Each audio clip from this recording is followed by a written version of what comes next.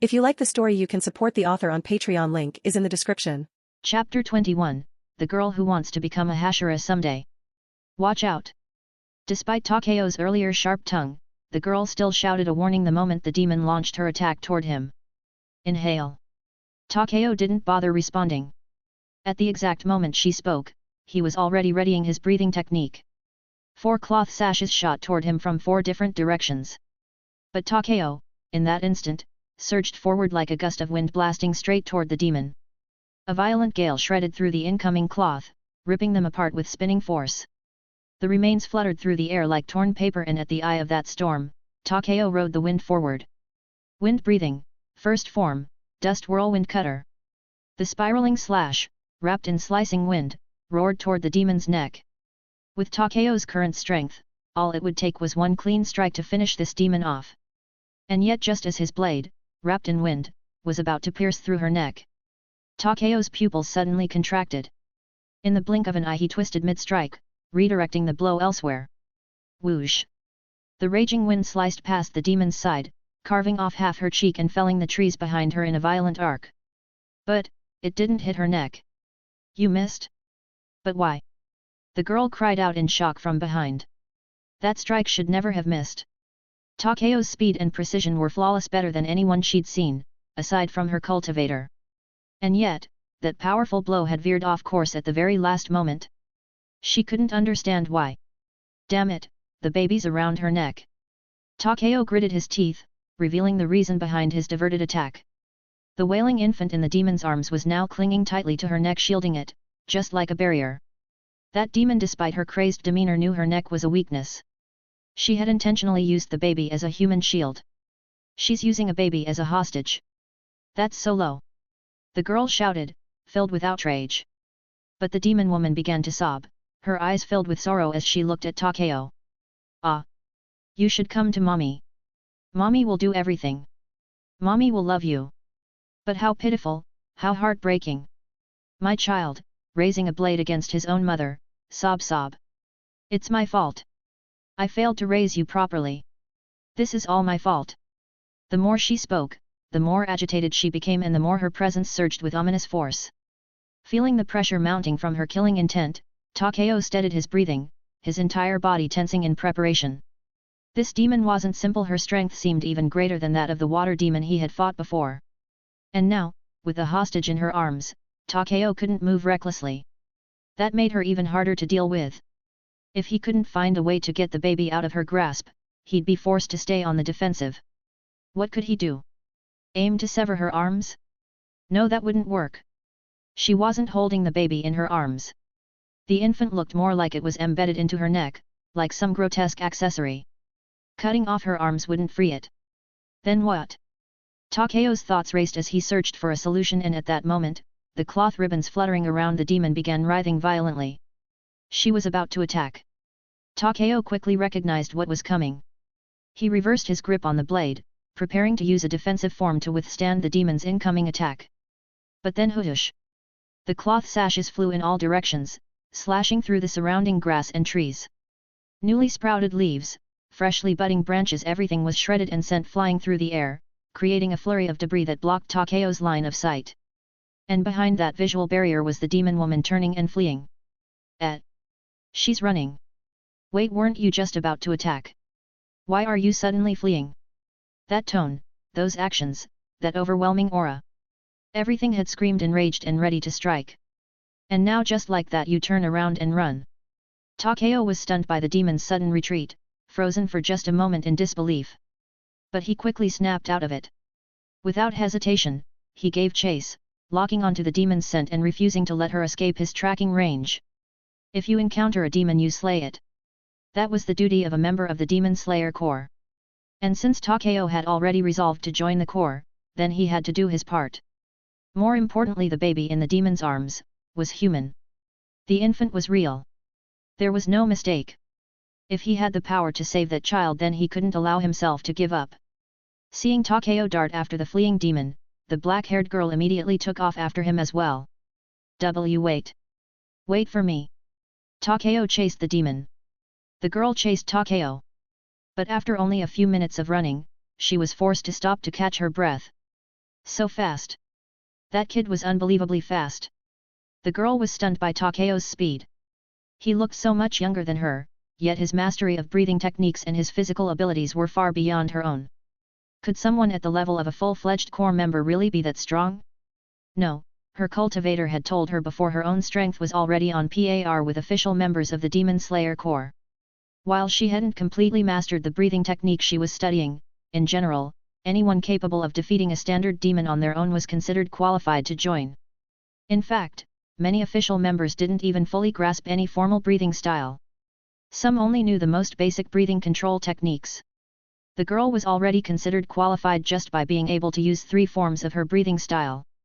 But even so she couldn't keep up with the red-haired boy in front of her. Let alone the demon, who had fled long before. Fortunately, she didn't completely lose them. Because at some point, the boy in front had stopped moving, giving her the chance to finally catch up. "Oh? Hey! Why'd you stop?"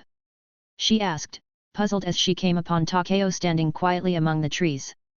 Takeo gripped his sword in one hand, his eyes sweeping left and right as he answered in a low voice. "There's fog."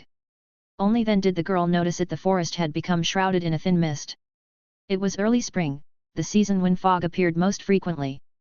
And it was already late into the night, the ground temperature had dropped significantly. So the presence of fog wasn't unusual.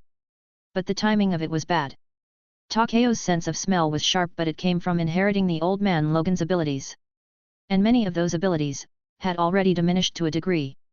Once the scent in the air became obstructed, it interfered with Takeo's ability to track by smell. The sudden fog had cut off the lingering scent trail left by the demon woman. The dense moisture in the air overwhelmed everything, so all Takeo could smell now was water. Even the faint traces of perfume and rot had been dispersed by the humidity, scattered too widely to follow. In other words, Takeo had lost the trail. That demon was fast, Takeo said. She might have a blood demon art. No, not might. She definitely did. From the way she had controlled the cloth around her body earlier, it was clear she had at least one ability tied to manipulating those sashes. That was the hallmark of a demon's supernatural power, the early signs of a blood demon art. Demons could be roughly divided into 4 categories: ordinary demons, demons with blood demon arts, the 12 Kizuki, and finally the Demon King. Ordinary demons could generally be handled easily by standard swordsmen. But once a demon possessed a blood demon art, they became far more dangerous opponents. The water demon Takeo had fought before, for example, would have required at least a C-rank demon slayer to defeat alone. And above that, the 12 Kizuki, those demons were so powerful that a minimum of 1 A-rank demon slayer would be needed to lead a team of several others in order to successfully bring one down. Even so, it wasn't uncommon for entire squads sent to hunt a member of the 12 Kizuki to be wiped out.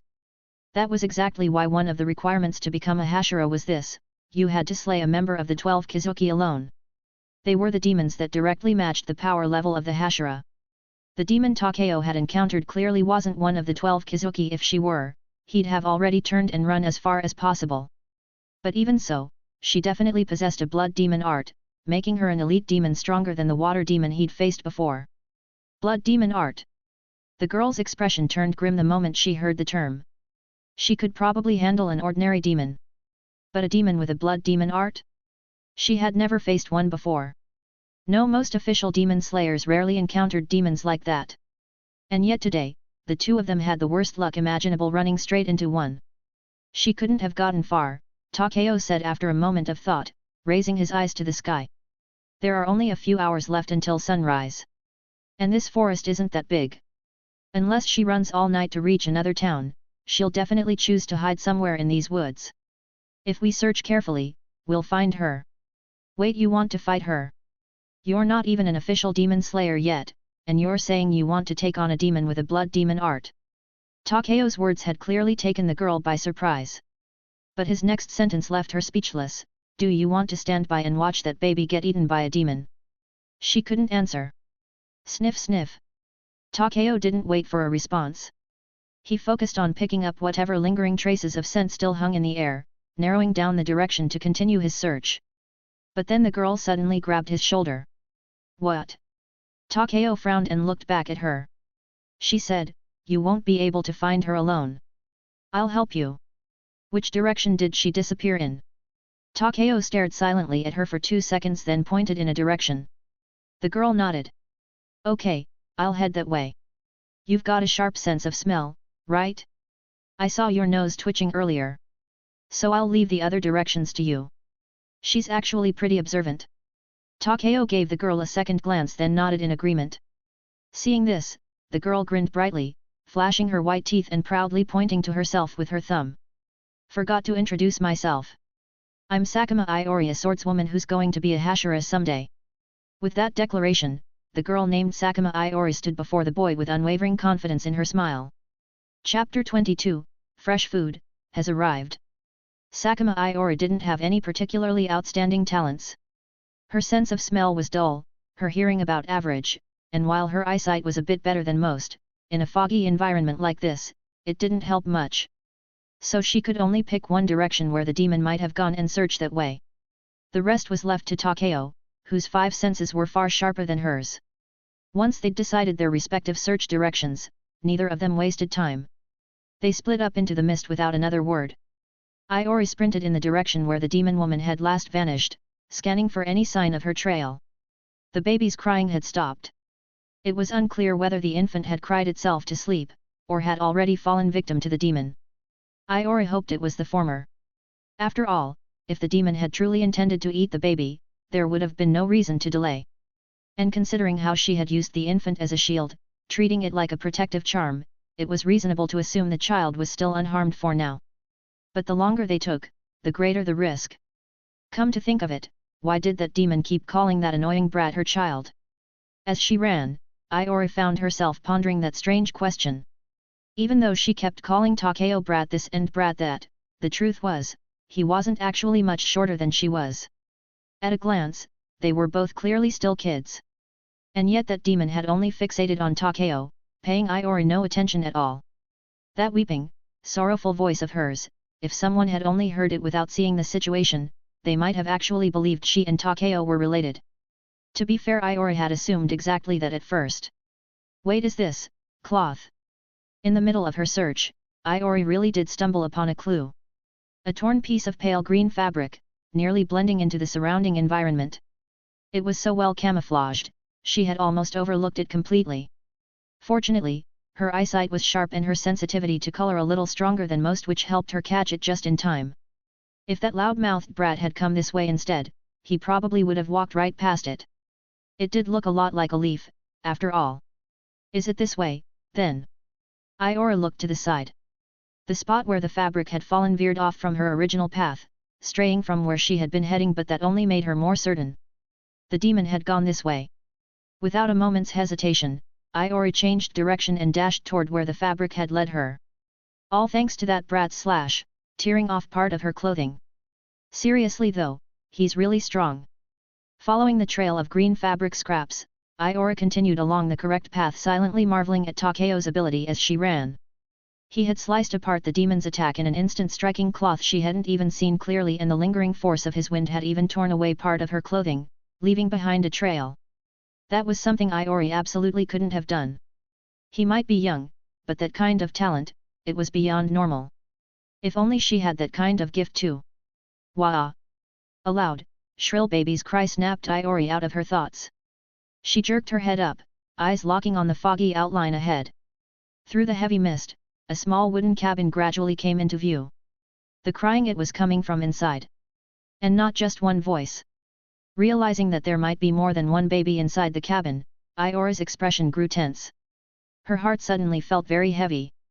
She approached the cabin cautiously, inching closer before gently pushing open the slightly ajar door. What she saw inside made her pupils contract sharply. 1, 2, 3, 4. 4 children of varying ages were suspended in the air, wrapped tightly in fabric. The cloth, like makeshift swaddles, hung them from the ceiling. The oldest couldn't have been more than 3 years old, while the youngest barely even a year, perhaps was just an infant. And then there was the baby in the demon's arms. 5. A total of 5 children had become the demon's hostages. The cries had come from one of the suspended children. His wails had roused the others, triggering a chain of loud, pitiful sobs. At the center of it all sat the demon woman, holding her protective charm of an infant in her arms, gently cooing to the others. Don't cry, Don't cry, my sweet little ones. There, there. Mama's here. Mama's here. You must be hungry, right? That's why you're crying. Don't worry. Mama brought you something to eat, ah. As she spoke those last words, she suddenly turned her head, her eyes locked directly onto the doorway. The moment her eyes met Aayori's, the demon woman's lips curled upward in a twisted grin. Clear drool dripped from the corner of her mouth. Fresh food has arrived. This is bad. The instant their gazes locked, Aayori felt a jolt of alarm rush through her body. And her instincts were spot on. Because the very next second every strip of fabric inside the cabin came alive. Like snakes poised to constrict and crush their prey, the cloth lashes surged toward Aayori in a deadly wave. Blood demon art, cloth dance. Ugh, that stench. Elsewhere in the forest, Takeo wrinkled his nose, following the increasingly foul odor wafting through the air. He hadn't joined Aayori in her direction because he was convinced the demon wouldn't flee in a straight line. Instead of searching blindly, Takeo had chosen to track the faint residual scent lingering in the air, hoping it would lead him straight to her. Now, moving steadily through the trees, he was honing in on the strongest source of the demon's rot-like stench. The trail was getting clearer and closer. The farther Takeo moved forward, the stronger the stench became, so foul that not even the dense mist could block it out. That could only mean one thing: he was close. Or so Takeo had thought. But when he reached the source of the stench, he came to a halt, his eyes widening in disbelief as he stared ahead. Corpses! Corpses! And more corpses!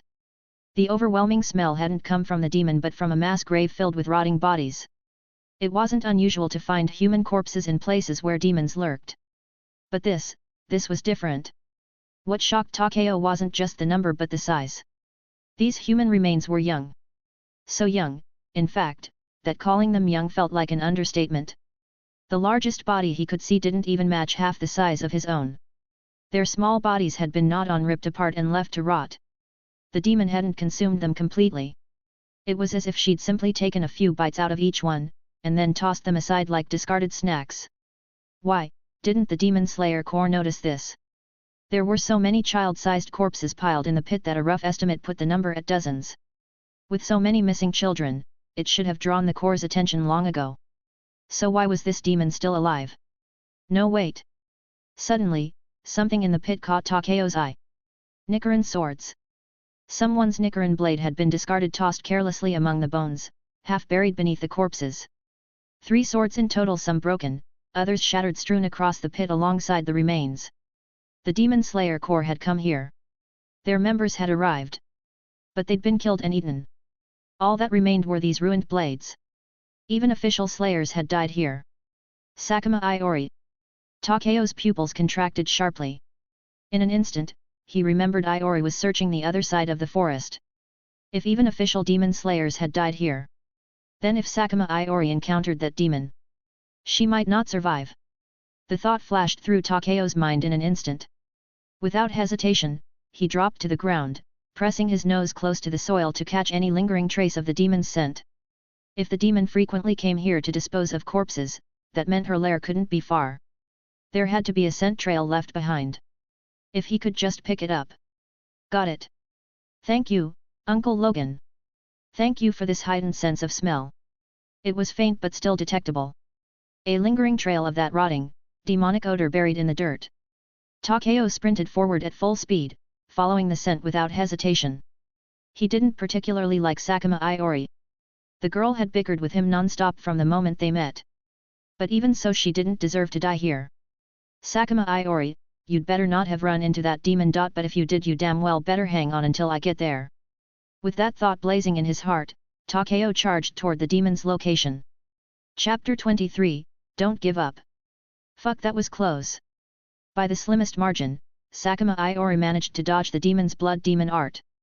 She had just been about to back out of the cabin to search for Takeo and come up with a new plan, but the moment she stepped backward, she realized. The door was sealed shut. At some point, the demon's cloth had silently wrapped itself around it, locking it tight. Aayori. Damn it, it's a trap. It finally hit her. The slightly ajar door had been bait. The crying infant's lures. The whole setup was a carefully constructed snare. The woman used the cries to draw people in, tricking them into stepping inside and then closed the trap to devour them whole. This was her routine. Aayori should have realized it. But she hadn't thought it through, too focused on the children inside. Her concern had led her straight into the demon's jaws. Fuck, fuck, fuck. I'm such an idiot for not noticing sooner. She cursed herself silently, but even so, her reflexes didn't fail her. Thanks to her old cultivator's brutal training, Aayori's body reacted on pure instinct, allowing her to narrowly dodge cloth attacks so fast she could barely see them coming. Ah, that sword, that skill, you must be one of those so-called demon hunters too, aren't you? The demon said in a pitiful, eerie tone. So scary, so cruel, why do all of you want to kill me? Why do you want to kill a poor, grieving mother who's lost her children, why? After witnessing Aayori's skillful dodge, the demon woman inexplicably began sobbing to herself. Demons are monsters who've long lost their humanity. You must never be deceived by their appearance or their performance. That was one of the first lessons her old cultivator had drilled into her. So Aayori didn't feel even the slightest sympathy. She simply listened carefully, analyzing the demon's words. Demon hunters, the demon had just mentioned demon hunters, hadn't she? That had to mean other Demon Slayer Corps members had already come here. But if that was true, why was this demon still alive? No. Deep down, Aayori had already guessed the answer. She just didn't want to admit it. The reason this demon was still here despite the Corps having already sent people was because those official slayers had died. Official slayers, were killed here, weren't they? Ugh, come on. I'm not even officially in the Corps yet, why do I have to deal with something like this? Aayori screamed in her head. She honestly wanted to cry. All she'd set out to do was participate in the final selection, so why the hell had it turned into this? This was completely unreasonable. A demon that even official Corps members couldn't defeat, and they expected her, a mere trainee, to handle it. Was this some kind of joke? Sure, her cultivator had once said she had promise. But she was still a newbie. That storm of panic and frustration swelled inside her, and for just one moment, Aayori lost focus. Losing focus during battle was dangerous. And almost immediately she paid the price. In the sea of writhing cloth, one strand whipped out from an unnatural angle and coiled tightly around her ankle. The moment she felt the resistance tightening against her leg, Aayori's eyes flew open. Crap! Wham! An overwhelming force surged through the cloth. Her body was lifted clean off the ground, and in the next instant, she was slammed hard into the wall. Thud! It was just a wooden wall, but when her body slammed into it, it didn't even creak. Aayori, on the other hand, felt like her internal organs had been completely rattled loose. They throbbed painfully inside her, like they were being knocked around with every breath. Gah! Blood spewed from her lips as she struggled to steady her breathing. But the demon had no intention of giving her time to recover. A thick strip of green cloth, now tinged with a faint red aura, dropped down from above, aimed directly for Aayori's head. The demon's cloth was tougher than iron. If she couldn't block or dodge it, that blow would kill her instantly. But she couldn't move. She had used too much time trying to control her breathing. Aayori's body trembled as her white eyes locked onto the incoming cloth, streaking down toward her skull. If this hits me, I'm dead. Was this it? Was she going to die here? Before even becoming an official demon slayer? The fear was overwhelming. Time seemed to freeze. Her vision blurred. Death hovered so close, it was suffocating. And then, she wasn't sure if it was a hallucination. But in that moment, she saw the figure of her old cultivator, her grandfather, standing before her. Aayori, don't give up. Ha, ha, but I really can't anymore. Don't give up, Aayori. Get up. Keep running. Her old cultivator grandpa stood over her, smacking her with his wooden practice sword as she lay collapsed on the ground. But even as the strikes landed, Aayori made no move to get up. Her stamina had completely run dry. She couldn't move a single finger. Sakuma Aayori! Get up! Her grandfather bellowed beside her ear. Then, without warning, he grabbed her arm and flung her forward with a jolt. Wah! Thrown upright against her will, Aayori stumbled to her feet and started running again, her grandfather's relentless voice blaring beside her. You're not allowed to give up. Even when you hit a wall, even when you're at your limit, even when you can't stand on your own, as long as there's air in your lungs, as long as you can still breathe, you keep going. That's what he always said. But Human bodies have limits, too, you know. Aayori grumbled silently in her heart, even as her feet carried her forward. If you give up, you die. If you don't want to die, then no matter what, never give up. Keep running, Aayori. Her cultivator was still shouting at her. Keep running and I'll die faster. It was because of this ridiculous, unreasonable training that most of his students ended up quitting. Aayori grumbled endlessly in her heart. Her grandfather, the old man who trained her, was one of the oldest cultivators still active in the Demon Slayer Corps. Probably the oldest. He wasn't a Hashira. Even before retirement, he had only reached Kino, the second highest rank below the Hashira. An injury to his leg had taken him off the battlefield and into a teaching role. A very ordinary cultivator. Not a single one of his disciples had ever reached Hashira. Most hadn't even made it to Kino. Still, he was the one who had trained Aayori. And if Aayori was being honest, she didn't particularly like him. Not one bit. Part of it was the brutal, over-the-top training. Another part was that she simply didn't think their personalities matched. And deep down, she resented the fact that he wasn't stronger. She had heard there were former Hashira among the Corps' cultivators. If she had been lucky enough to be assigned to one of them, even the harshest training would have felt worth it. But alas! Trainees in the Demon Slayer Corps don't get to choose their cultivators. Since she had no say in choosing her trainer, Aayori had simply accepted her lot. But maybe it was because of that small grudge in her heart that she often ended up arguing with her grandfather. Of course, Aayori felt justified. Her stamina would be completely drained, her whole body aching unbearably, and yet he would still force her to keep training. That kind of training was just too much. Who could possibly endure that? Always preaching about never giving up. But what was the point of not giving up at a time like this? The demon's cloth was getting closer and closer, and yet, in that exact moment, Aayori's body moved before her thoughts could catch up. Breath laced with moisture escaped through her mouth and nose, and in the blink of an eye, Sakuma Aayori raised her blade. Crystal clear water swirled around her like a ukiyo-e painting brought to life. It flowed along the edge of her sword, and in an instant, it slashed straight through the cloth, closing in around her. Her body moved on instinct. Her whole form was carried by her breathing technique, the flow of water breathing surging through her limbs. Water breathing, third form. The small figure darted between the incoming strips of cloth. With each step forward, waves of slashing water extended like ripples from her blade. In a single instant, every strip of cloth around her was cleanly severed. Flowing dance. The third form. This was the technique that Aayori had successfully executed. Up until now, she had only mastered the first, second, and fifth forms of water breathing, but now, she had pulled off the third form in the heat of battle. However, just that alone wasn't enough to cut off the demon's head. Though she'd torn through the cloth, the infant clinging to the demon's neck was still there. If she followed through with an attack, even if she killed the demon, the child hanging around its neck would die too. She couldn't aim for the demon's neck. But if she didn't, she might very well die here. As her body pushed beyond its limit, Aayori's mind whirled frantically. Within the span of a single breath, she came up with a plan. She shifted her target. With the momentum left over from flowing dance, she used its speed to rush past the demon, sprinting straight toward the wall behind her. Her blade flipped mid-motion, aiming not for flesh but for the structure behind. From above, the cascading water spiraled like a wheel crashing down in a powerful arc. Water breathing, second form water wheel. Boom! The wall split apart with a thunderous crack, a massive fissure opening up before Aayori. Fresh air rushed into the room, the clean breeze clearing her foggy mind. Without a moment's hesitation, Aayori gathered every ounce of breath in her lungs and shouted through the crack. "I'm right here. Someone help me. You so cruel, demon hunter. No one's coming to save you."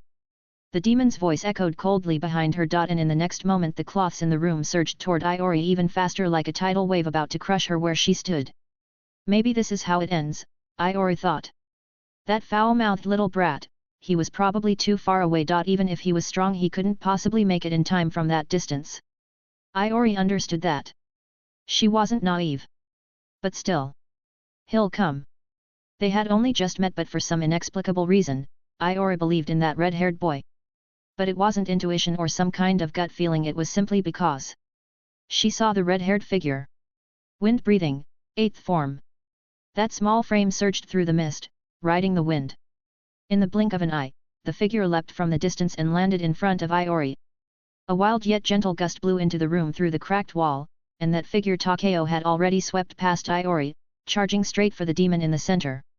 Wind blades tore through the demon's cloth attacks, slicing cleanly in all directions, every strand of hanging cloth severed at once. At the same time, scarlet blood burst from the demon's body. It soaked the green fabric, pooling darkly on the floor. Primary Gale Slash. The name of the technique echoed after the strike had already landed.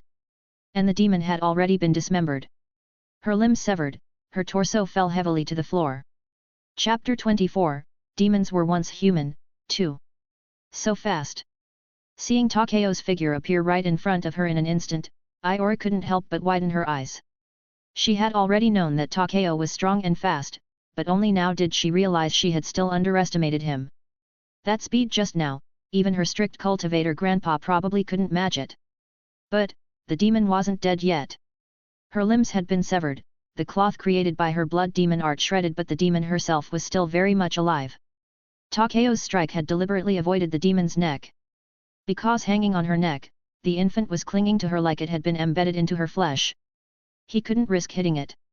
So instead, Takeo had chosen to disable her. Now, he was trying to tear the baby away from the demon's body. Let go, already. Standing before the demon, Takeo gritted his teeth as he gripped the infant, trying to pry it from her chest. But that action only enraged the demon. No, rather than anger, it was more like panic. The demon's face held less rage than sheer terror at the thought of her child being taken. No, don't. In that moment of panic, the demon unleashed her full potential. Her limbless body writhed across the floor, and from the severed stumps, limbs began to regenerate rapidly. Her arms and legs were already starting to take shape. Her regeneration is so fast. They couldn't let her recover fully. Noticing this, Aayori instinctively tightened her grip on her Nichiren sword, ready to leap forward and support. Her body was injured, yes, but she could still unleash one more strike of flowing dance. With that attack, she could sever the limbs that were just beginning to regenerate, buying that red-haired brat the time to snatch the infant away. That was what she intended, but she was too slow. Don't take my child away! Thuk thuk thuk thuk! A shrill shriek tore from the demon's throat, and in the next instant, countless cloth strips burst forth from her body like a cascading waterfall, twisting through the air, wrapping around both her and Takeo in an entangling cocoon. The cloth wrapped tightly around Takeo's arms, waist, and thighs, pulling at his body with force, trying to tear him away from the demon. Outside, Aayori was blocked by the tangle of cloth. She had to stop in her tracks, staring anxiously at the cocoon-like sphere formed by the fabric. Hey! Red-haired brat, are you okay in there? Let go of me! The pain racking his body didn't faze Takeo. Aayori's worried shout from outside was ignored. What fueled Takeo's fury was the sound of that crying infant still sobbing uncontrollably, its tiny body grotesquely fused with the demon's throat. Takeo's rage boiled over. Ah! With a flick of his fingers, bone spikes extended from his knuckles. He reversed his grip on the blade, driving the bone spike deep into the demon's neck. Then, activating his breathing technique, he strengthened his arm and violently thrust upward. I said enough already. The words were practically spat out in a furious growl as Takeo's forceful motion launched the demon's entire head skyward. Her severed head now separated from the baby soared into the air. And in that precise moment, Takeo seized his chance. The wind unleashed by his blade spiraled upward in a violent gust. Countless blades of wind formed a rising tornado, shredding the flying head along with the remaining vertebrae still attached. In the blink of an eye, the demon's head was torn apart mid-air. Its shattered remnants scattered, and one of her now disembodied eyes landed on the floor with a wet slap. Wind breathing, fourth form rising dust storm. Having slain the demon, Takeo finally stood up, holding the infant whose body was still partially fused with demonic flesh. The fabric that had wrapped around him and the demon dissipated into dust along with her decapitated head. Did it work? Outside, Aayori caught sight of Takeo's figure and instinctively called out. Takeo glanced at her but said nothing. Why did you take my child? I only wanted to find my child. The demon hadn't completely vanished yet. What little remained of her managed to emit a voice through unknown means. A lone eye, the last remnant of her body, fixated on the infant in Takeo's arms and on Takeo himself. A clear liquid dripped down its surface. I just wanted to find my child. That was what she thought. When she was still human, she had a home. A miserable home but a complete one nonetheless. She had a husband who did nothing but drink and beat her. And she had several young children, all born from her own body. Although life had always been hard, and being beaten hurt a lot, every time she looked at her children, the woman felt that all the suffering was worth it. Yes, the days were difficult. Her husband was not someone she could truly entrust her life to, but at the very least, she had a family. When had that family fallen apart? It seemed to start when that man began gambling. It worsened when his beatings and verbal abuse became more frequent. Still, the woman could endure it all. She had endured so much already. But then came that day when he laid his hands on her child. Clap. Clap. Clap. Clap. The man was again having a rough intercourse with her. She didn't like it, but what could she do? Her husband had gotten in a fight while drinking somewhere and had come home angry that day. Ha! Ha! Why are you acting like a dead fish? Slap! Her husband slapped her. Moan, you bitch! Wah! Wah! The shout startled her baby, and he started crying. And then, her husband's anger had erupted like never before. You ungrateful fucker! So you are going to stop me from fucking my wife? Wah! Wah! I said shut up. Ah, her poor baby. His forehead had been struck and was bleeding heavily. At the sight of it, something surged up from deep within her. Stay away from my child. She lost control. When she regained her senses, the man was already lying in a pool of blood. His body was covered in stab wounds. Aside from convulsing occasionally, he no longer moved. And the object that had stabbed him was still in her hand. It was the kitchen knife from their home. She had killed him. And immediately afterward, the authorities arrested her. Because she had killed her husband, the woman was sentenced to death. It wasn't fair. He was the one who had always been violent. He was the one who hurt her child. She had only fought back. Why should she be the one to pay with her life? But no one cared. No one saw the years of abuse. No one cared about her child's injuries. All they saw was a woman who had killed her husband. She was angry, furious. But even more than that, she was afraid. Afraid for her children. You see, this world has its rules. A man goes out to work and a woman makes the home. A wife killing her own husband? It would give a bad idea to the people living in our estate, right? But, guards, lock her up. She begged. Begged the guards, begged the magistrate. Begged anyone who would listen. Please, spare my life. My children were still waiting for her at home. They couldn't live without their mother. But no one listened. She was thrown into a cold prison cell to await her execution. Until, she met him. Oh? Tisk tisk, you're being executed tomorrow? How tragic.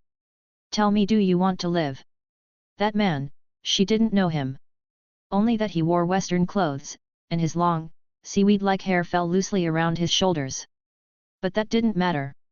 She had reached for him like a drowning woman grasping at a lifeline. She begged him to save her. Then, the woman remembered nothing. It was as if her memories had been cut away. She only knew. She had killed many people. She had searched for her children. But never found them. Children, my children. My poor little ones, who lost their mother. Where were they? She wandered endlessly. She searched countless towns, countless homes. She found many children. But none of them were hers. This one's not it. He cries too much. Not this one either. He won't eat properly. This one, maybe, this one. She searched and wandered. From place to place, from child to child. But no matter how many she found, none were the ones she remembered. Why? Why can't I find them? Where are my children? My child. The red-haired boy, the one holding the baby, appeared in her fading vision. Her clouded eyes locked onto the baby in his arms. And in that moment, something stirred in the depths of her fading soul. A memory. Something she had forgotten. Something she couldn't afford to forget. She had been holding something. Something broken. Lifeless, half-devoured. Ah! I remember now. Tears flowed more freely from the woman's eyes. In her pupils endless regret. It was her. She was the one. She had killed her own child. Her children, in a twisted sense, had always been with her. Always. I'm sorry. I'm so sorry. Ida, Aji, Ayu. I'm sorry. I'm truly sorry. I'm so sorry. Clutching that boundless regret, the last remnants of the demon woman turned to blood-colored ash and vanished. At the moment she muttered her apology, Takeo looked toward her, and for the briefest instant, saw the sorrow and guilt in her eyes. Something within his heart stirred. And in that moment, Takeo found himself thinking of a single sentence. Demons were once human, too. Chapter 25, Delicate Flower Eats Like a Goblin. The sun had risen. The mist had cleared. Takeo and Aayori stood in silence, holding the children they had rescued from the wooden cabin, glancing back at the house behind them. So why did that woman keep kidnapping these children? Aayori suddenly asked aloud. And more importantly, she never actually ate them. Demons grow stronger the more humans they devour. The more they consume, the more potent their strength becomes. That demon woman had already been powerful, so strong that even official demon slayers had fallen to her. Yet she could have been even stronger. If she had devoured all the children she kidnapped, instead of simply taking a few bites and discarding them, she might have reached the level of the 12 Kizuki. Had that been the case, neither Takeo nor Aayori would have survived this battle. Honestly, if Takeo hadn't been here, Aayori would have undoubtedly died. But the demon woman hadn't done that. Judging from the number of corpses in that pit, she had consumed the flesh of only about 8 or 9 victims, at most a dozen, including the 3 fallen demon slayers. Even that limited intake had granted her a blood demon art and significant strength. Her potential had clearly been tremendous. So the question remained for Aayori. Why didn't she eat those children? Takeo didn't explain and chose to say, sigh. Probably because of some kind of psychological trauma. Psychological trauma? What's that supposed to mean? Aayori tilted her head, confused. Takeo fell silent for a while. In the end, he gave up on explaining it to her and said bluntly, whatever. She's dead now, so what's the point in thinking about it? Let's hurry and get these kids back. We can't afford to miss the final selection. Oh right. Only then did Aayori remember they still had to make it to Mount Fujakazan for the final selection. But, to think they had taken down a demon that even official demon slayers had failed to kill in a way, that should already count as passing the final selection, shouldn't it? Not that anyone would ever know. They didn't have a crow. That thought left Aayori feeling a bit disappointed. If she were already an official member of the Demon Slayer Corps, just slaying this one demon might have earned her a promotion in rank. But since they had defeated the demon before officially becoming members and without a Kasugai crow to report the mission, this achievement would likely go unrecognized. And with demons turning to ash after death, there wasn't even any way to prove what they had done. What a waste! Aayori let out a sigh. Still, no matter how regretful she felt, they had things they needed to do. The two of them quietly made their way down the mountain to a small nearby town, where they left the rescued children at the front of the local police station before slipping away unnoticed. They didn't have a choice. Thanks to the sword ban law, they couldn't afford to let anyone find out they were carrying weapons. Even though they'd saved the children, they had no way of explaining where they'd found them. No one would believe stories about demons anyway. And given how young they both were, if they tried to hand the children over directly, the townspeople would probably detain them for questioning. So, the only option was to return the children in secret. By the time they had left the town and resumed their journey to Mount Fujakazan, the sun was already high in the sky. Because Aayori had been injured, she needed rest. As a result, they had to slow their pace. Takeo didn't hide his irritation. Why am I even traveling with you again? Don't be so cold. Aayori replied cheerfully, munching on something. We fought side by side, right? That makes us comrades. Want some rice crackers? She held out a toasted rice cracker toward him. Takeo stared at her with a deadpan expression, ignoring the rice cracker she was offering. Comrades? With you? Don't kid yourself. Anyway, what were you even doing there yesterday?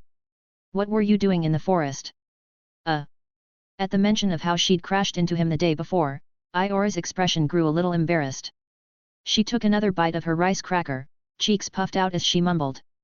I was too tired, so I found a place to rest, and then I accidentally fell out of the tree into the grass, and I didn't want to move, so I just slept there. She spoke so quickly and threw a mouthful of food that Takeo barely caught what she said. Still, he managed to grasp the key points. Basically, while traveling, Aayori had grown exhausted and decided to sleep in a tree nearby. But at some point during the night, she slipped and fell into a patch of grass. A normal person would have gotten up right away and looked for a safer place to sleep. But Aayori, her brain clearly didn't work that way. She just stayed in the grass and kept sleeping. If it weren't for the baby's crying waking her up, she probably would have slept until sunrise. Are you an idiot? Takeo asked flatly. The red-haired boy gave her a look of sheer disbelief and fired off a soul-piercing question. Aayori immediately flushed red with anger and snapped, I was tired, okay? If it were you, you'd have done the same thing. No, I wouldn't. I'd have gotten up and found a better place to sleep. Actually, scratch that, I wouldn't have fallen out of the tree in the first place. Yeah, we get it, you're amazing, okay? Geez. I hate you naturally talented types. Still munching on her rice cracker, Aayori grumbled under her breath. She was already on her second rice cracker now. And those things were bigger than her face. Judging by how much you're eating, I'd say your injuries must be pretty much healed, Takeo remarked, squinting at her. Aayori shot back immediately, I have to eat more because I'm injured. Geez, you really don't know how to treat a delicate flower, do you? Delicate flower only applies when someone's actually, you know, delicate and graceful. Ha! Are you saying I'm not pretty, you little brat? You're the one who said it, Takeo replied flatly. Why you little? Aayori, clearly offended, raised her hand to give Takeo a good head rub of punishment, only for him to effortlessly dodge out of the way.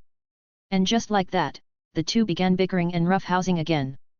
Takeo didn't particularly like Aayori, or more accurately, he wasn't fond of people who got overly familiar too fast. But since they were heading in the same direction and taking the final selection together, he didn't bother speeding up to ditch her. Besides, having someone to talk to and argue with along the way wasn't all bad. And Takeo had a feeling this girl might actually be a plot-relevant character. After all, they'd run into a demon before even reaching the final selection. That kind of encounter didn't feel like something meant for a background character. Maybe this girl had a real part in the original storyline. Though how much of one, he couldn't say. Of course, this was all just speculation. For all he knew, he could be completely wrong. After all, he'd never actually seen the anime. Seriously, why get Ice-Guy into a world he didn't even know? If he had a choice, Takeo would have rather been sent into a world he was familiar with. He could have been a great Gryffindor, known most of the plot, hidden passages, about the prophecy, and the locations of all the Horcruxes, learned magic, and used his future knowledge to become powerful and rich, not to mention becoming friends with the most precious Luna. But nope, unfortunately, being Ice-Guy wasn't exactly something he had a say in. Ha! We are finally here. Amid the noisy banter and playful chasing, Takeo and Aayori finally reached the base of Mount Fujakazan within the allotted time. On the night of the final selection, they ascended the mountain together with the other examinees. The test officially began at night. From the moment darkness fell on that day until sunrise on the seventh morning, participants were required to survive on Mount Fujakazan. Anyone who was still alive after those 7 days would be recognized as an official member of the Demon Slayer Corps. Anyone who died or forfeited during the trial would, of course, fail. The test's only condition was survival. There was no requirement to kill demons. Technically, someone could just hide in a safe spot for a week and still pass. But realistically, most wouldn't choose that approach. Whoa! So many wisteria flowers! They're beautiful! Aayori exclaimed as they arrived at the mountain's summit, gazing in awe at the scene. Mount Fujakazan was blanketed year-round in blooming wisteria, the very flower demons feared most. The poison contained in wisteria was fatally toxic to demons, and because of that, none would dare approach the outer edge of the mountain. The entire mountain was surrounded by wisteria, making it impossible for any demon inside to escape. As he recalled the information about Mount Fujakazan, Takeo shifted his gaze to the other examinees gathered there. His eyes scanned the crowd, searching for anyone who looked like him. But unfortunately, no such person stood among them. Did Kamado Tanjiro and Kamado Nezuko not participate in this round of the final selection? Takeo scanned the crowd, searching for the two main characters of this world, only to be met with disappointment. It seemed they hadn't joined the Demon Slayer Corps during this cycle of the exam. Still, although he didn't spot Tanjiro or Nezuko, Takeo did find someone else who caught his attention. It was a boy who appeared to be around his age. He had jet black hair with faint blue highlights at the ends, yet another person in this world with unusually colored hair. But Takeo's attention wasn't on his looks or age. What truly stood out was the boy's presence. His aura was faint, so faint that if one didn't focus, it was easy to overlook him completely. But once noticed, the sense of danger he gave off was impossible to ignore. He was strong. Exceptionally strong. Stronger than anyone or any demon Takeo had encountered so far. Stronger by a massive margin.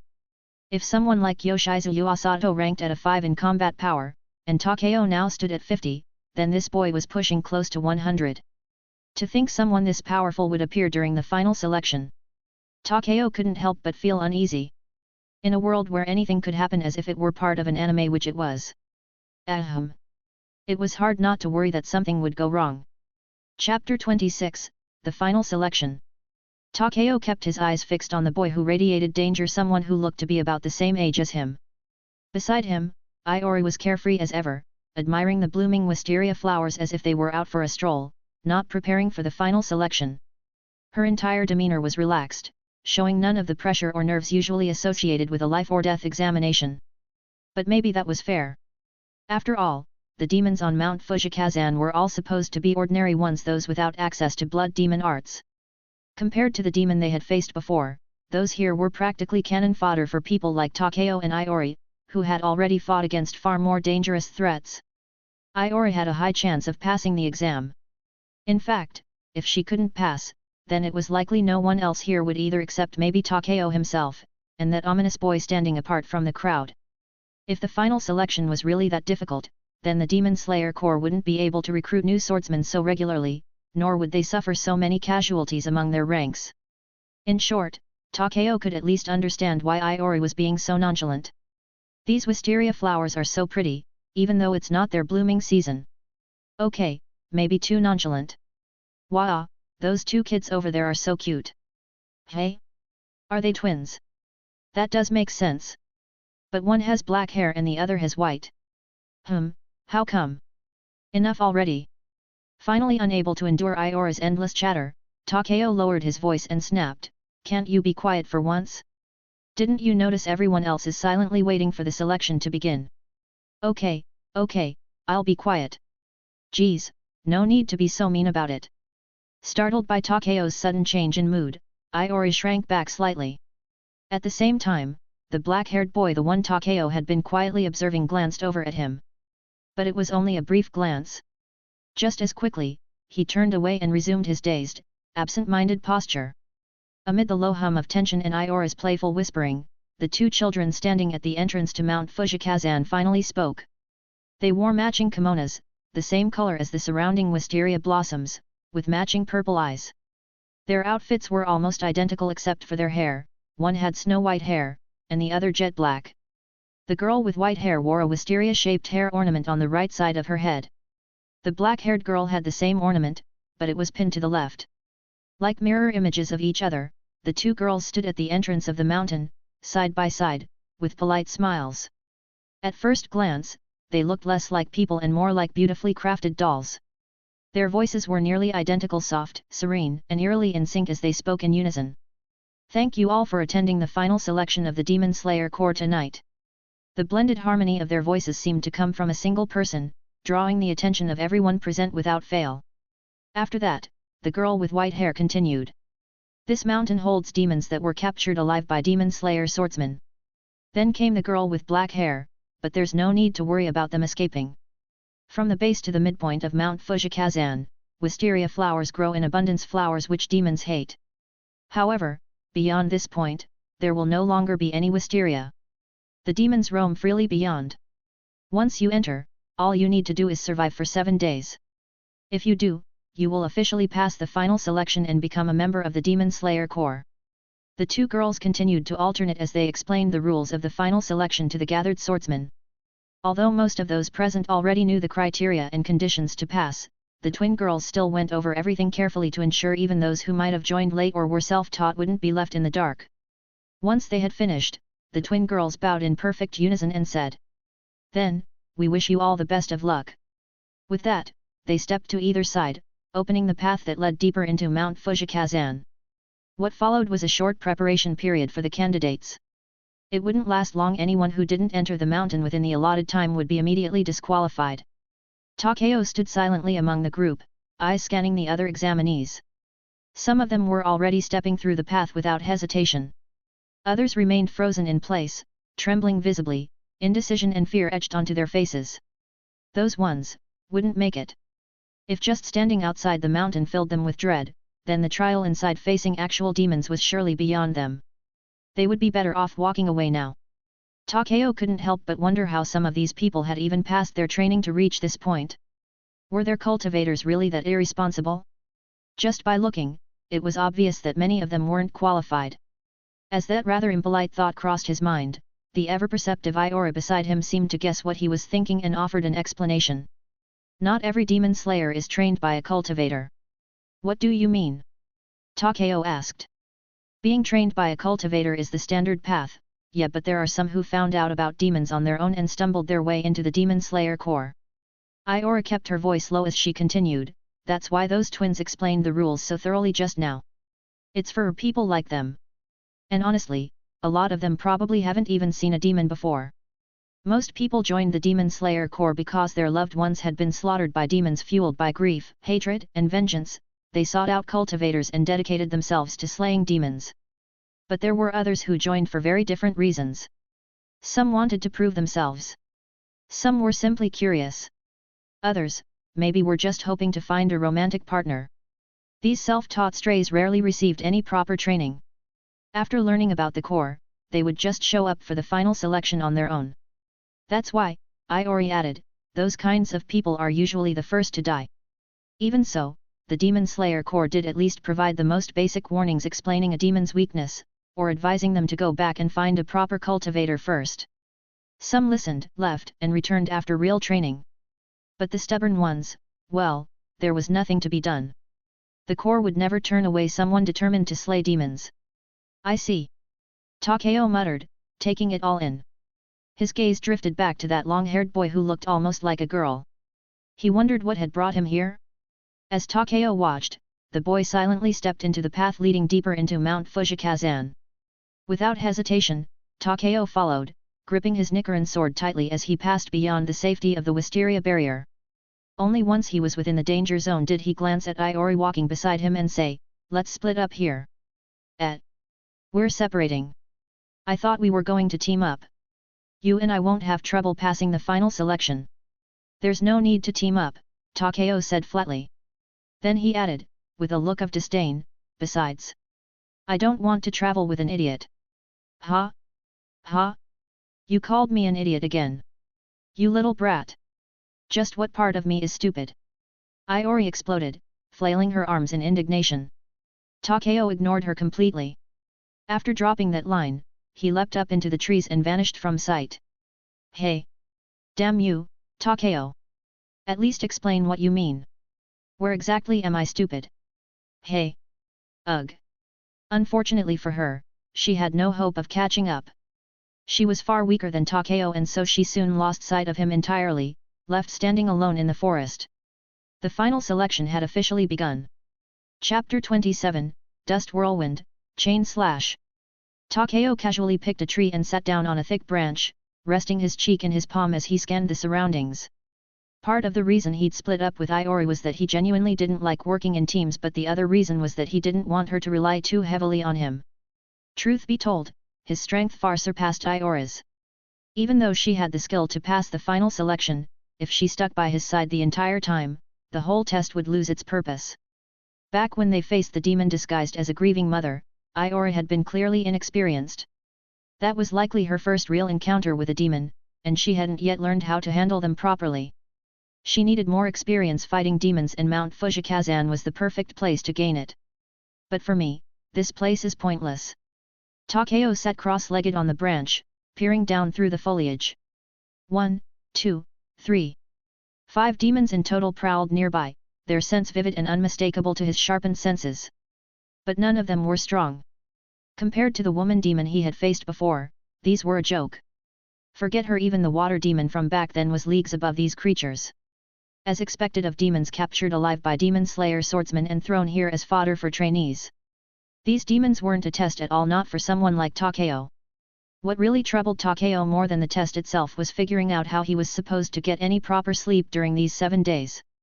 A sharp, piercing scream suddenly rang out in Takeo's ears. The moment that scream echoed through the forest, the 5 demons lurking nearby all turned toward the direction it came from and rushed off. Some poor examinee had clearly been attacked and their scream was loud and full of terror. That kind of desperate cry was like a dinner bell for the demons, immediately drawing their attention. Trapped on Mount Fujakazan year-round, rarely given a chance to feast on fresh human flesh, the demons saw the participating swordsmen as both a threat and a buffet. Especially those who screamed. That meant they weren't much of a threat and thus perfect prey. I really don't feel like moving. But whatever. I've got time to kill anyway. Takeo wasn't exactly the type to go out of his way to help others. If it didn't happen directly in front of him, he rarely felt any real drive to intervene. On the other hand, if something did happen right in front of him, Takeo wasn't the type to turn a blind eye. And since he had the ability and he was free at the moment, he figured helping out wasn't a big deal. If something was within his power, then doing what he could was better than seeing a corpse later and feeling some half-hearted regret. Moving faster than the demons racing through the forest below, Takeo reached the source of the scream ahead of them. Down below, near a clear riverbank, a young man in a brown kimono was sitting on the ground, frantically scooting backwards in terror. In front of him stood a demon with a horn growing out of the upper left side of its forehead. It was drooling as it slowly licked its claws. At the demon's feet lay the man's Nichiren sword knocked from his hands during the fight. The situation was obvious. The man had encountered the demon, tried to fight, but was quickly overwhelmed and disarmed. He was now moments away from being devoured. He, I'm gonna eat good tonight. The horned demon chuckled, saliva dripping from its fanged mouth. Several more demons that had followed the scream arrived shortly after. They instinctively moved to block off the man's retreat, oddly without quarreling amongst themselves. Which made sense. Fighting over food would only let it escape. Better to catch the prey first than squabble over who got to eat what. Don't come any closer. No. Stay away. The man was crying now, swinging the sheath of his sword in a panic, as if it could offer any protection. But he knew it, and so did the demons. If nothing changed, he was dead. And then, something changed. Wind breathing, 5th form. A blade gleamed beneath the moonlight, descending from above. It swept through the air surrounded by emerald green wind blades, which surged to their peak in an instant, cleanly severing the heads of the 3 demons closest to the man. Cold mountain wind of autumn. Takeo's figure landed smoothly amid the now headless corpses, his Nichiren sword still extended from the slash. The 3 demon heads arced into the air, and before hitting the ground, disintegrated into ash. What? When did he get here? The remaining demons recoiled in alarm. It was immediately clear, this human wasn't the same as the frightened man on the ground. Not at all. Instantly slaying 3 demons, this wasn't something a normal swordsman could do. There was a monster among the participants. Every demon present realized it immediately. And in the blink of an eye, they made a decision: flee in different directions. How to hide, how to ambush weaker swordsmen, how to survive, these were lessons learned over years of living in Mount Fujakazan. Scatter. Even a monster could only chase one at a time. As long as he picked just one target, the rest could escape. Live one more day, that was enough. The demons bolted in different directions, hoping their strategy would work. Takeo, standing at the center of the chaos, paused. Chasing all of them one by one would be annoying. But watching them scatter, an idea surfaced in his mind. Splitting up, hey? Perfect. I've been working on something lately. Might be time to give it a try. Takeo hadn't figured out a full breathing technique of his own just yet. But over the past few days, he had started modifying the ones he knew, reshaping them to better fit his style. And one of those modified forms just so happened to suit this exact scenario. Wind breathing, 1st form modified. A swirl of green wind flowed with Takeo's breath. With a low stance, he pressed his right foot hard against the ground, then vanished from sight in an instant. A wild cyclone tore through behind him, slicing like a spinning tornado. At its tip, the piercing blade shot forward, aiming straight at the back of one of the fleeing demons. Perfect, he chose someone else. The remaining 2 demons felt a rush of relief at the same time. But they celebrated too soon. The whirlwind didn't stop after beheading the first demon. Mid-flight, it twisted, redirecting its momentum toward another fleeing demon, dragging Takeo's body along the path of wind. So fast! The ambushed demon's pupils shrank to pinpoints as he caught a glimpse of Takeo speeding toward him. He tried to dodge, tried to counter, but the wind was faster than either his reflexes or thoughts. In the blink of an eye, the slash blew past him as well, moving on again toward the final target. Is it my turn now? He changed direction twice in just a second, and we hadn't even run that far yet. The last remaining horned demon stared at the oncoming gust of wind, his heart consumed by terror. His mind moved faster than his body, allowing him to process countless thoughts in mere moments, but that only made him more keenly aware of the death sweeping toward him. In what felt like a single instant, no more than 2 or 3 seconds, this monster, this red-haired boy who had appeared from nowhere, had crossed 3 different directions, each more than 10 meters apart, beheaded 2 demons, and was now about to slay the final one. Why would such a monster be in a place like this? Shouldn't someone like that be promoted straight into the Demon Slayer Corps? No, wait. The horned demon suddenly remembered. There had been another monster like this before. Someone who treated demon hunting like a sport. During the final selection, they had slaughtered nearly every demon in the mountain within just a few nights. Only a handful survived, and the horned demon had heard that tale from those survivors. So now, another one like that has appeared? Slash! The demon's thoughts ended there. The gust of wind swept past him, leaving a long trail etched into the earth where the air had been sliced apart. Takeo's red-haired figure now stood behind the horned demon, who had already begun to turn, too late to do anything. Standing still, almost as if savoring the moment, Takeo softly uttered the name of his new technique. Dust Whirlwind, Chain Slash. This was the modified technique Takeo had developed, evolved from the first form of wind breathing. By harnessing the force of a violent whirlwind, he could instantaneously shift direction, executing a rapid series of slashes across scattered enemies in a short burst of movement. Modified wind breathing, Dust Whirlwind, Chain Slash. That was the name of the technique. Chapter 28, Fox-Faced Mask. So strong. The rescued candidate couldn't help but voice his amazement after witnessing Takeo dispatch all the attacking demons in just a few swift moves. Takeo sheathed his Nichiren sword and turned back to look at the man, speaking softly. Leave. While you're still close enough to the entrance. Being pushed to the brink by a single ordinary demon made it clear that this person didn't have what it took to become a proper member of the Demon Slayer Corps. Staying any longer would be the same as walking to his death. He was better off retreating while the path was still relatively safe. The man seemed to understand that as well. Without saying much, he trudged over to pick up his fallen sword, bowed deeply to Takeo in gratitude, and turned to make his way back toward the entrance.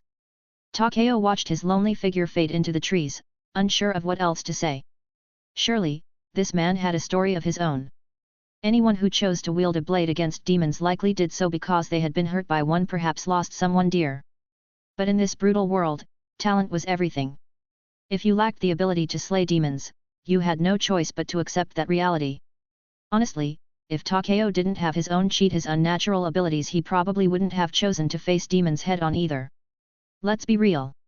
Demons were terrifying. Without a cheat, only an idiot would willingly fight them. Watching the retreating figure disappear, Takeo found another spot to sit and reflect on the technique he had just modified.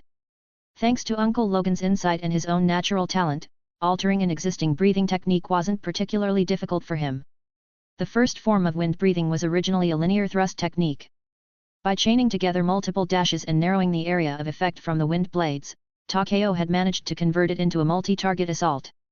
Simply put, instead of being a true combo slash, it was more like Takeo had performed the first form 3 times in rapid succession. This sort of adjustment wasn't all that impressive. Anyone with decent talent could likely pull it off. What Takeo truly needed was combat experience enough to one day forge a completely original breathing style of his own. It's always harder to create than to modify. Takeo couldn't help but sigh at the thought. If it were just a matter of mimicking other breathing forms to craft his own, he could do that right now. But that wouldn't be true creation, just a clumsy imitation of existing styles. Since he aimed to create something uniquely his, something polished and powerful, ideally even stronger than the breathing styles it evolved from, he couldn't afford to settle for mediocrity. And it was precisely because he set his sights so high, that he now found himself stuck in a creative dead end. While Takeo was still deep in thought about how to create his own breathing style, time slipped by unnoticed. During that span, no demons had come looking for him. Perhaps they instinctively avoided the area, sensing the monster that lurked there.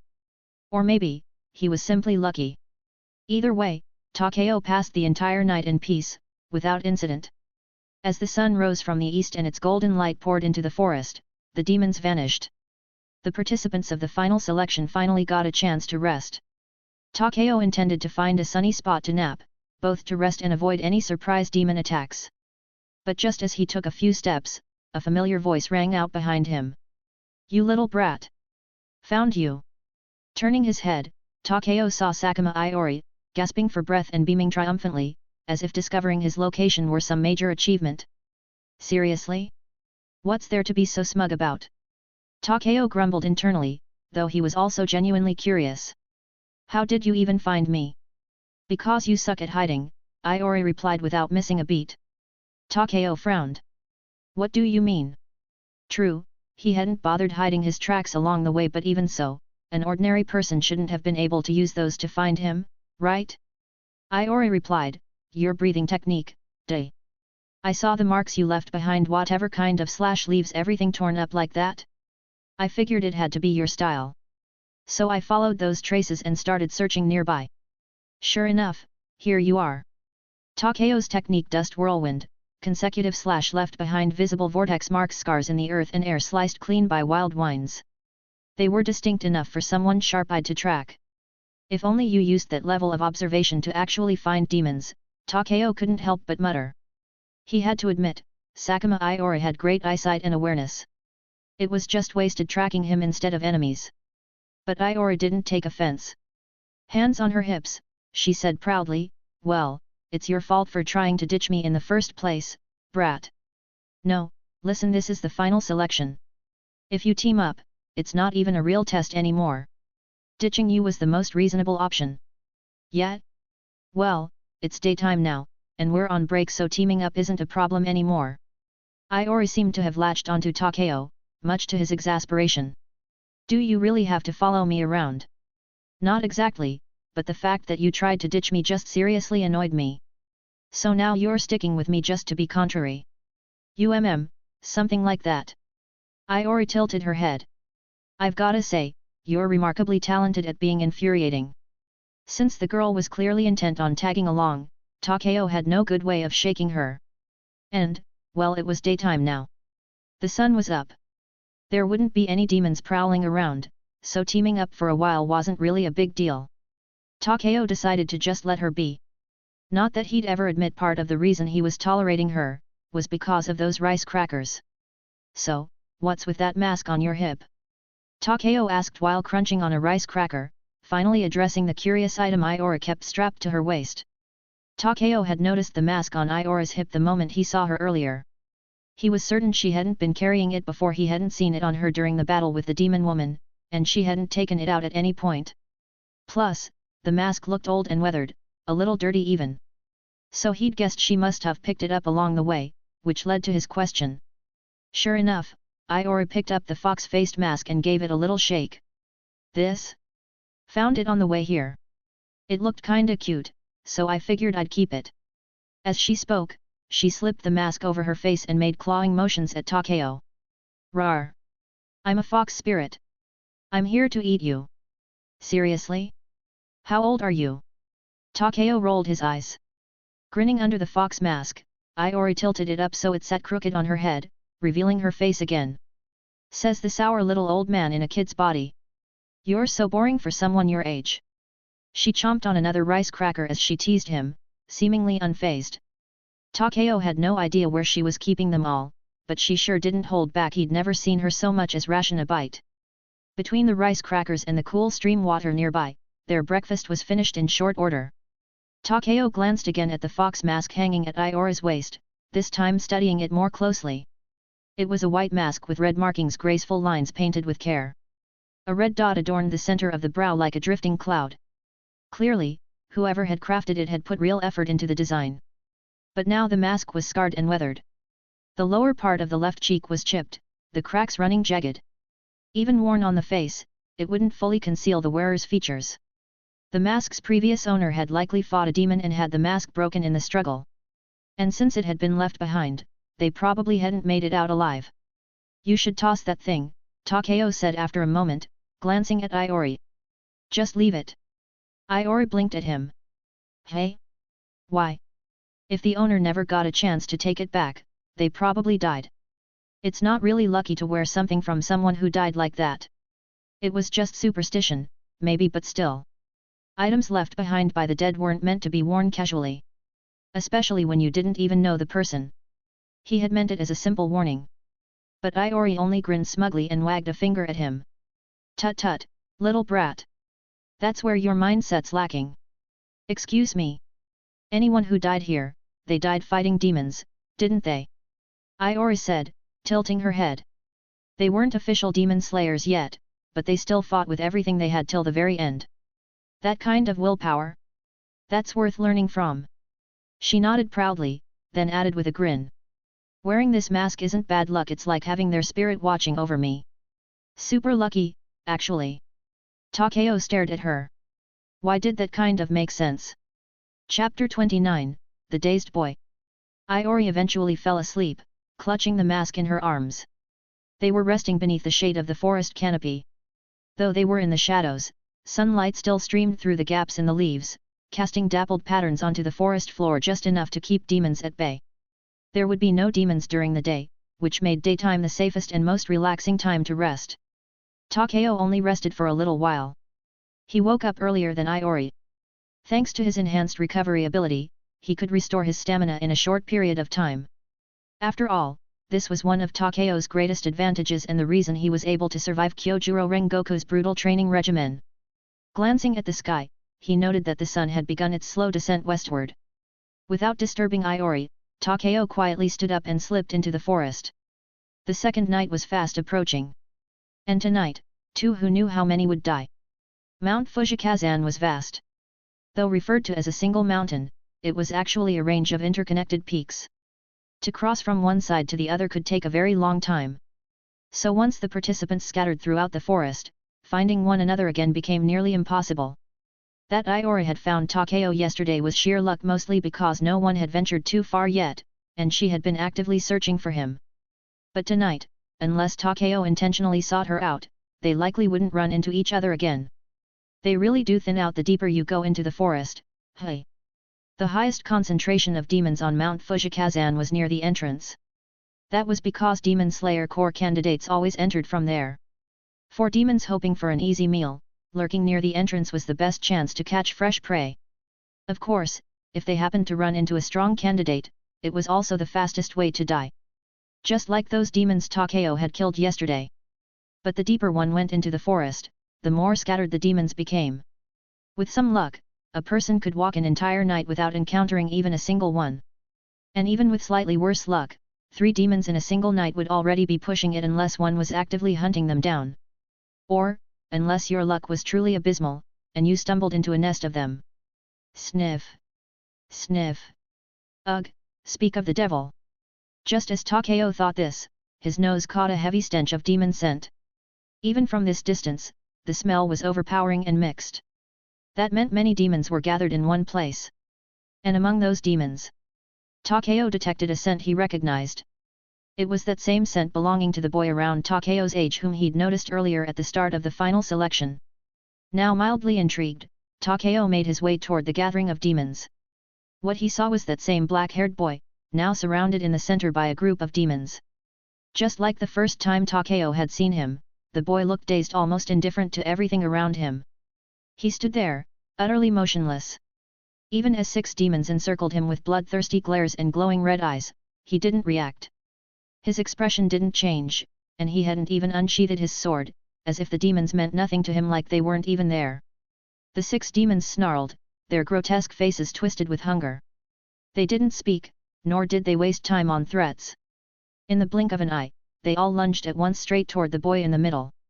Takeo instinctively reached for his sword hilt. Even though he'd sensed from the start that this boy was strong, his youthful appearance clearly no older than himself made Takeo hesitate. Could he really handle 6 demons at once? But in the very next moment, Takeo realized his concern was completely unnecessary. A mist-like aura suddenly spread outward from the boy's body, swirling into a low, creeping fog. Takeo's pupils contracted, and he leaned forward slightly from his perch above, watching the boy's every move. What is that? In Takeo's eyes, the boy's figure became hazy the moment the mist unfurled. He could barely track the movement, only faint after images flickering through the fog. Those fleeting traces alone made Takeo question whether his eyes were playing tricks on him. Swish! Swish! Swish! In the span of a single breath, the boy's silhouette solidified once more, standing right where he had been. And the demons who had lunged at him? Frozen in place, blood trickling in perfectly clean lines from their necks. Dead. 6 demons, all decapitated in an instant, so fast they didn't even realize what had happened. Wind? No. Mist? Mist breathing? A self-created breathing technique? Who even is this kid? Takeo's eyes widened, locked on the boy's back in stunned disbelief. During his time training in the Rengoku household, Takeo had been exposed to plenty of knowledge. He was well informed about the current known breathing styles within the Demon Slayer Corps. Aside from the 5 foundational styles flame, water, wind, stone, and thunder, there were only a handful of uniquely developed breathing styles, each belonging to a current hashira. Kenroji Mitsurai's love breathing, Duzui Tenjin's sound breathing, Iguro Obanai's serpent breathing, and Shinobu Koko's insect breathing. No one else, to Takeo's knowledge, had developed their own personalized breathing style. Most swordsmen in the Corps strictly adhered to one of the 5 core disciplines. It wasn't written anywhere that having an original breathing style was required to become a hashira. But still, every hashira who had reached the top possessed their own unique style. And now, this boy had shown him something unmistakably original. It was because of this that Takeo had been obsessing over creating a breathing technique of his own. He had assumed that, with his advantages and his cheat, he'd soon craft a unique style and rise quickly to become a hashira. But now he realized, even with those advantages, there were still people in this very final selection who far surpassed him. That boy who had beheaded 6 demons in the blink of an eye had clearly used an original breathing technique. And he looked like he was only around 12 years old.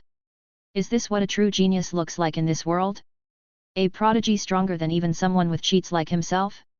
Wait, if he already has a self-created breathing technique. Takeo suddenly thought of something and jumped down from the tree, hurrying toward the boy. Hey! You there, wait a second. I've got something I want to ask. Hey! He knew shouting like this was rude, but he didn't know the boy's name. There wasn't much else he could call him besides hey.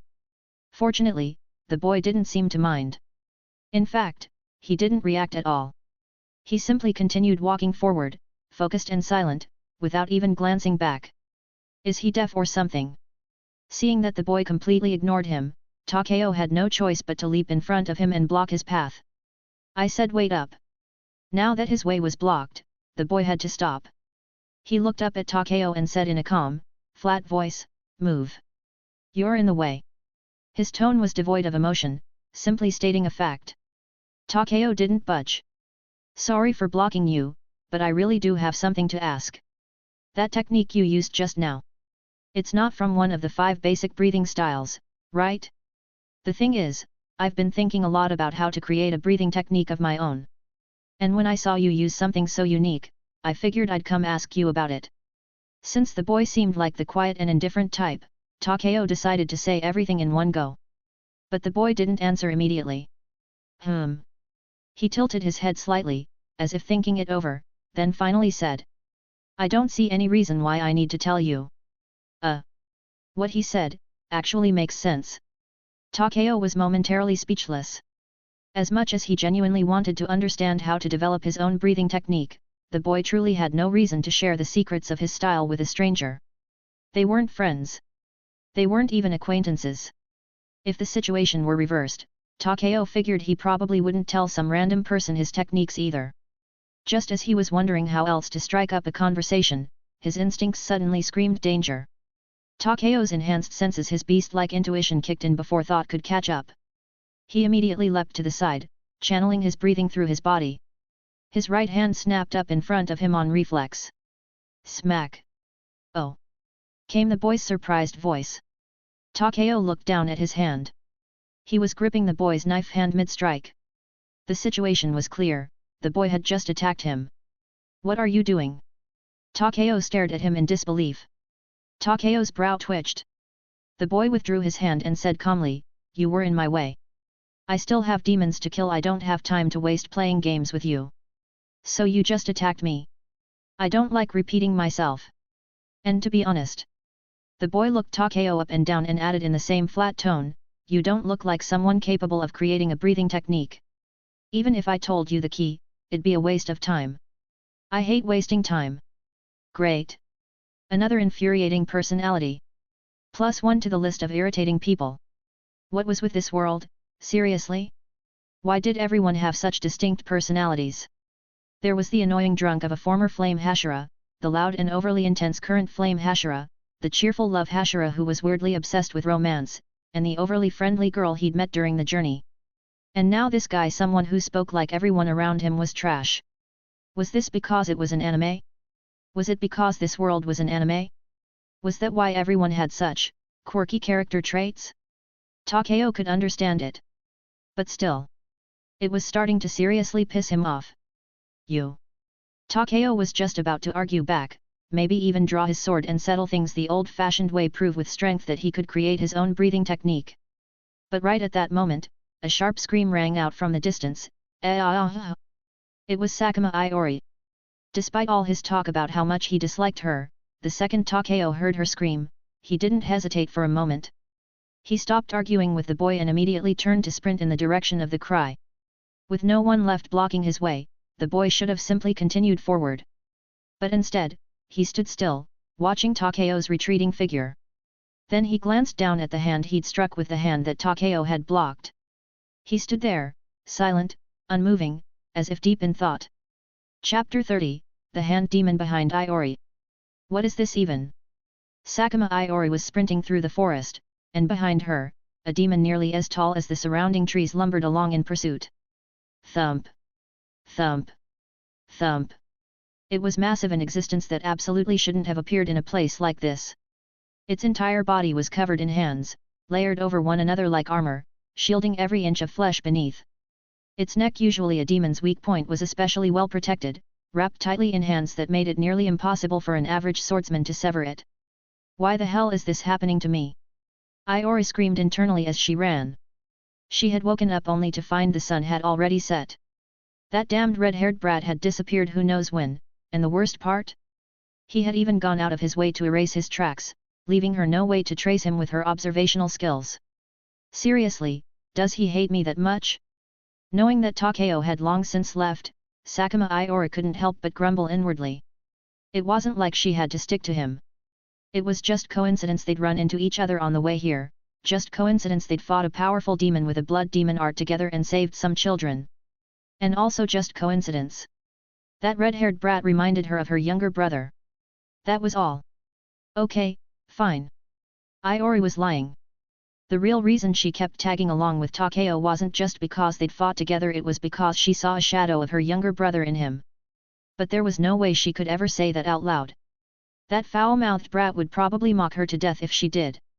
So she kept that truth buried in her heart, telling herself she'd just spend a bit more time with him, then leave once she got sick of him. Strangely enough though, even though they constantly bickered over the past few days, Aayori just couldn't bring herself to actually dislike him.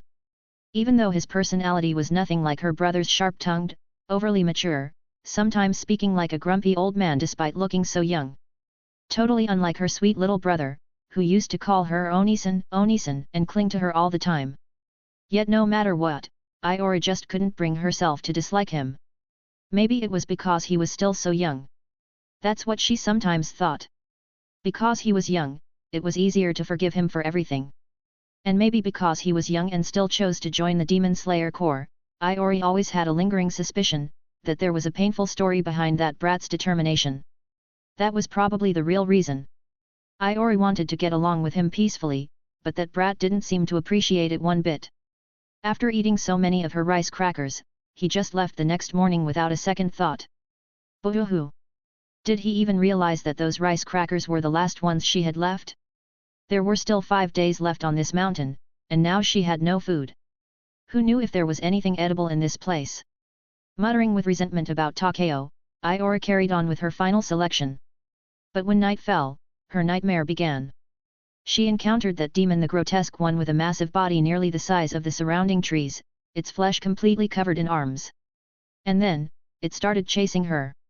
Before charging, it even muttered something like, "Oh, isn't this my adorable little fox?"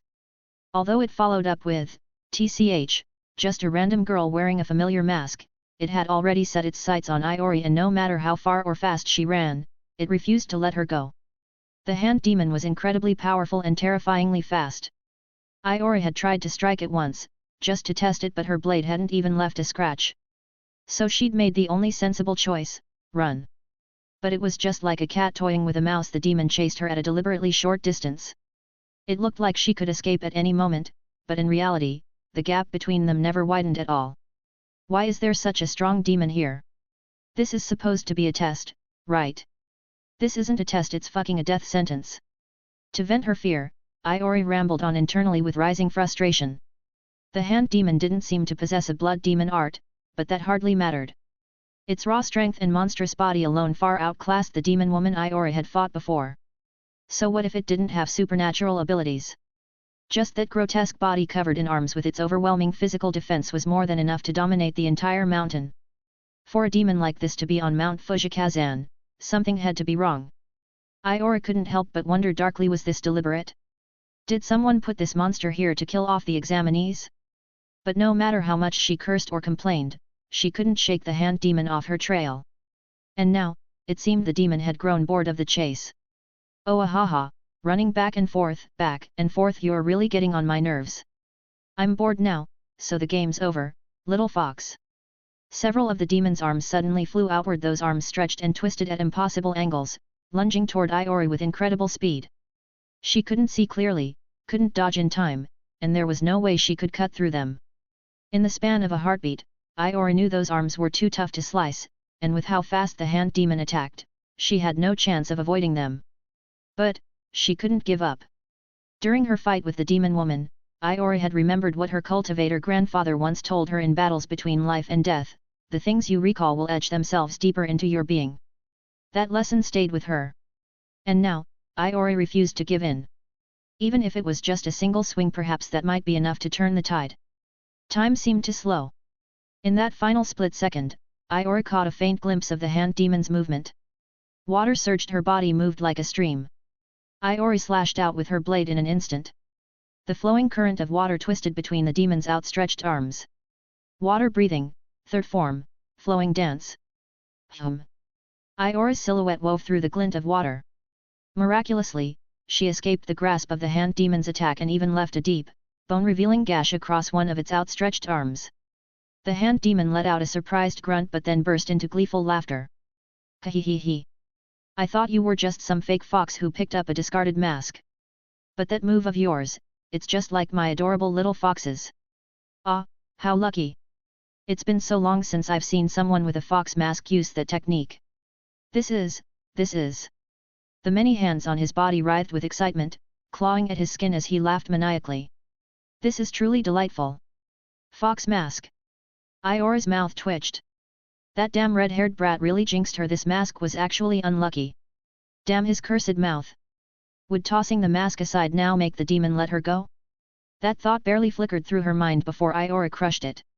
She didn't throw the mask away. In fact, she held it tighter against her body. She wouldn't beg a demon for mercy. She wouldn't yield.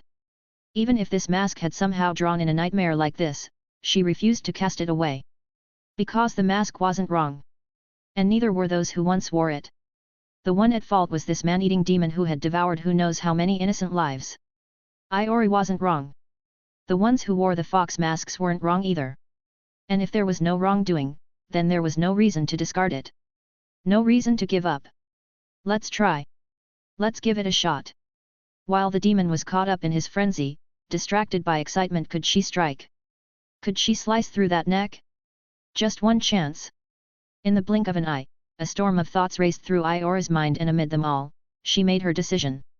With a breath, power surged into her legs. Water coiled around the tip of her blade. In the next heartbeat, Aayori launched herself forward. Water breathing, first form. She shot through the forest of hands, leaping into the air. A horizontal slash traced a ripple of water across the demon's thickly guarded neck. Water surface slash. Crack. Her blade bit into the hand-covered neck. Blood sprayed. She landed a hit. Aayori felt a flash of joy. But that joy was quickly overtaken by terror. Though her blade had struck and sunk in, it wouldn't go any deeper. It wouldn't cut through. The countless hands shielding the hand demon's neck were too tough, far too tough. Her sword couldn't advance even another inch. In fact, cracks were beginning to appear along the blade. He. You came right to me, hey. The hand demon sneered. A swarm of hands latched onto Aayori's body, gripping tight, pressing, squeezing with growing force. Pain exploded from every corner of her body. Bones groaned under pressure, organs were crushed, her lungs emptied with the force. She couldn't breathe. She couldn't use her breathing technique. She couldn't move. She was going to die. Her consciousness blurred. Overwhelmed by agony, Aayori felt death slowly creeping in. She shut her eyes. Chapter 31, from the Edo period. Ani-san, don't sleep. Wake up. In the haze between consciousness and oblivion, Aayori heard a familiar, soft child's voice.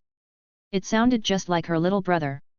For a moment, she truly believed it was him, but then she remembered. Her beloved younger brother, Isumi, had died long ago. That day.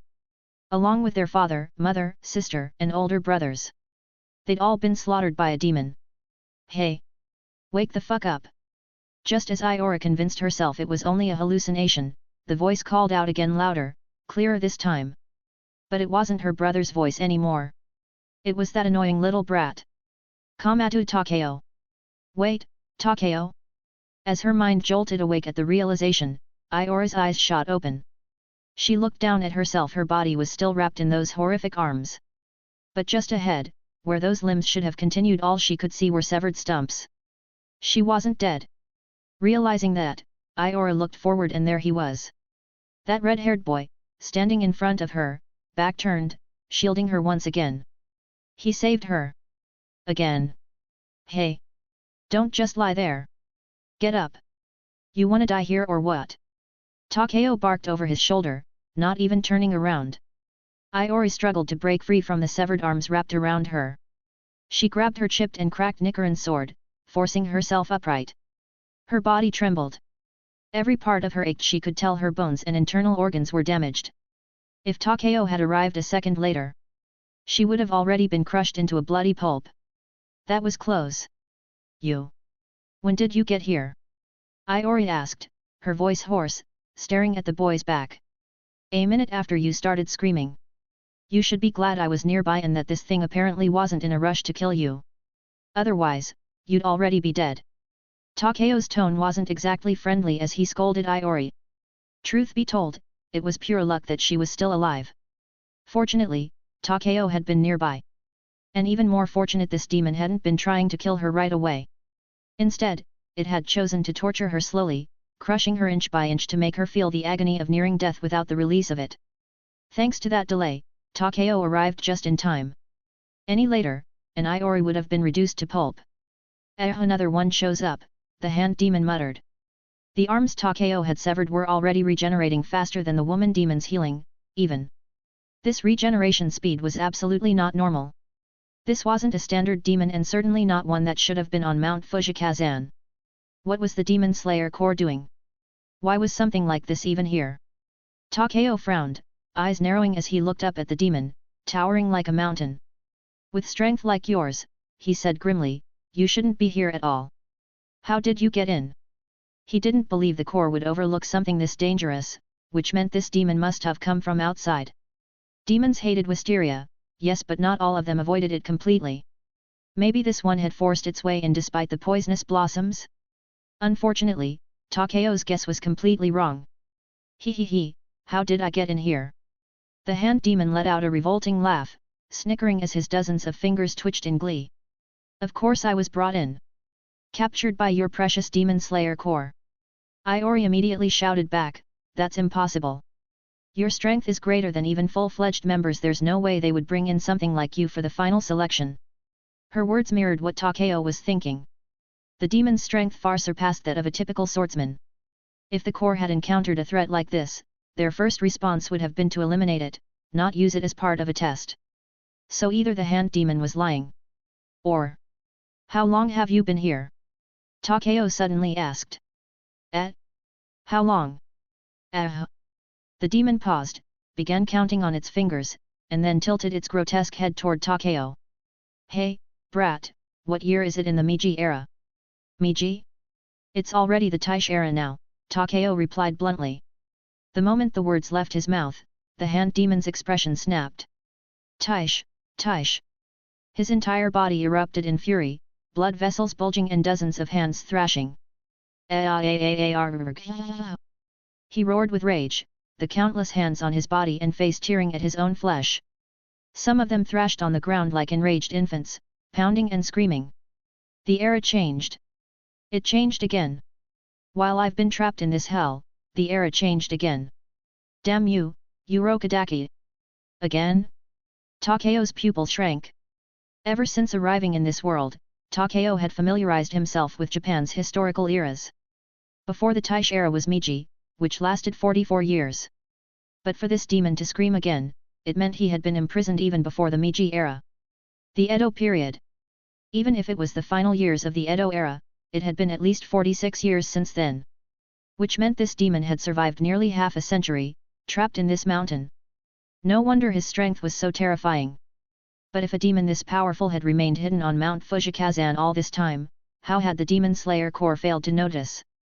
That was a serious oversight. Damn you, Urokodaki! Damn you, Urokodaki! Damn you, Urokodaki! The hand demon continued cursing that name, voice hoarse with hate. Takeo frowned. Urokodaki. The name sounded familiar.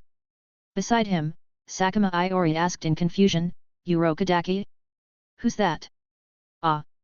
Urokodaki, he's the bastard who captured me. That damned man. He's the one who brought me here. And I've been trapped here for 47 years. 47 years.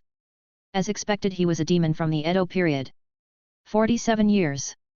Even if he had started off as a weak and ordinary demon, that much time was more than enough for him to grow terrifyingly powerful. No wonder his strength was on an entirely different level. Takeo's heart sank slightly, but he had no interest in listening to the hand demon continue ranting. Yes, his body was tough, his defense was absurd. But with Takeo's current strength, he should still be able to cut through that thick neck if he aimed precisely. Just as he was about to make his move, Sakuma Aayori suddenly exclaimed in shock. No way, how can a demon this old still be alive? Weren't the demons here supposed to be ones that only ate 1 or 2 people at most? Is that really what you're worried about right now? Takeo silently complained in his head, but didn't say it aloud. After all, he was also wondering why this demon had managed to survive for so long.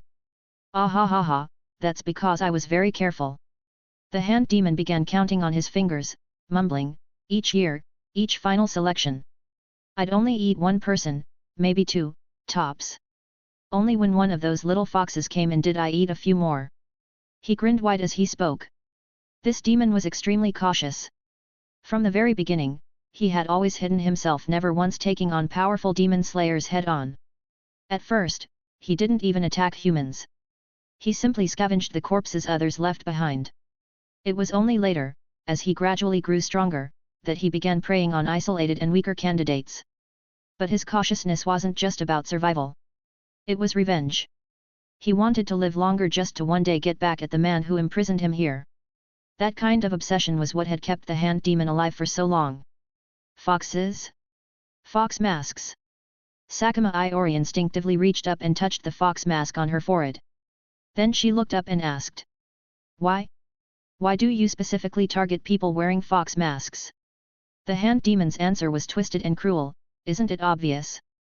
Because they're Urokodaki's disciples. Every last one of them wears that same mask. He let out a vicious, gurgling laugh. I'll eat them, every last one of Urokodaki's little brats. I'll make him suffer.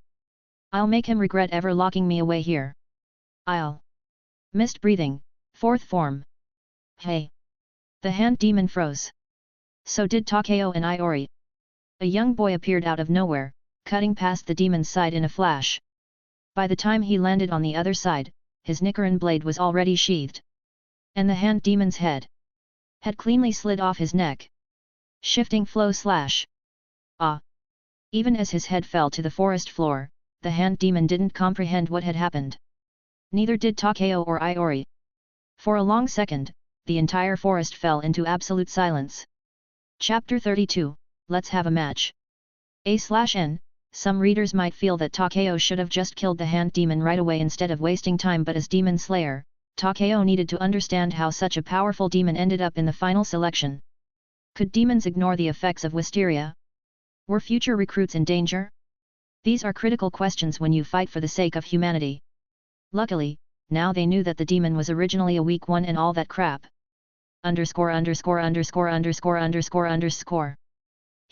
He was decapitated just like that, in an instant. Takeo stared intently at the boy who had appeared so suddenly. Before the boy made his move, Takeo hadn't even sensed his presence. By the time he had noticed, the boy had already closed the distance, and in the same moment, the hand demon's head had dropped cleanly from his shoulders. Such terrifying speed! That strike had been too fast. This boy was even stronger than Takeo had initially thought. What? Who even is that guy? How did he just showed up and... Sakuma Aayori couldn't make sense of what had just happened either. She had wanted to question the hand demon further about the fox masks, but instead, he was simply slain by a boy who appeared like a ghost and vanished just as fast. The scene shifted so abruptly, so absurdly, that both of them struggled to catch up with what had happened. Even the hand demon himself, despite already being decapitated, took several seconds to comprehend it. As his senses faded and his body began to crumble into ash, realization finally struck. Impossible. Impossible, impossible, impossible. There's no way I could be killed, no way I'd die here. Ah, why? Why? Just a moment ago, he had been gloating, boasting about how many people he had devoured, how many of Urokodaka's disciples he had slaughtered. And in the next moment, he was decapitated, reduced to nothing but a disintegrating corpse lying helplessly on the ground. The abruptness of it all made it impossible for the hand demon to accept his fate. Why was someone this powerful even here? Someone who could kill him in a single strike, that kind of person shouldn't exist in the final selection. In truth, the hand demon should never have dared provoke such opponents. Even that red-haired brat from earlier, when he had appeared and struck, the hand demon hadn't even been able to perceive the attack. That should have been a sign, should have told him that something was off about this year's selection. But his overconfidence in his own strength, combined with his obsessive hatred toward those who wore Urokodaka's fox masks, had clouded his judgment. It was that girl's fault. That damned girl. If she hadn't picked up and worn the mask of Urokodaka's disciples, if she hadn't brought it with her and worn it, if she hadn't ultimately drawn in that red-haired brat, he wouldn't be dying here like this. No, he could feel it now. His body was falling apart. The disintegration was irreversible. This was really the end. With rage and unwillingness twisting his face, the hand demon's gaze locked onto the three figures before him, his final, hateful memory to carry into hell. But not a single one of those three spared him another look. Takeo and Sakuma Aayori both stared at the boy who had appeared so suddenly. The boy, having just finished slaying the demon in one blow, turned to look back at them. Maybe it was the overwhelming strength he had just displayed, but Aayori instinctively shrank back a little when his gaze met hers. Then she turned to Takeo and asked in a hushed voice.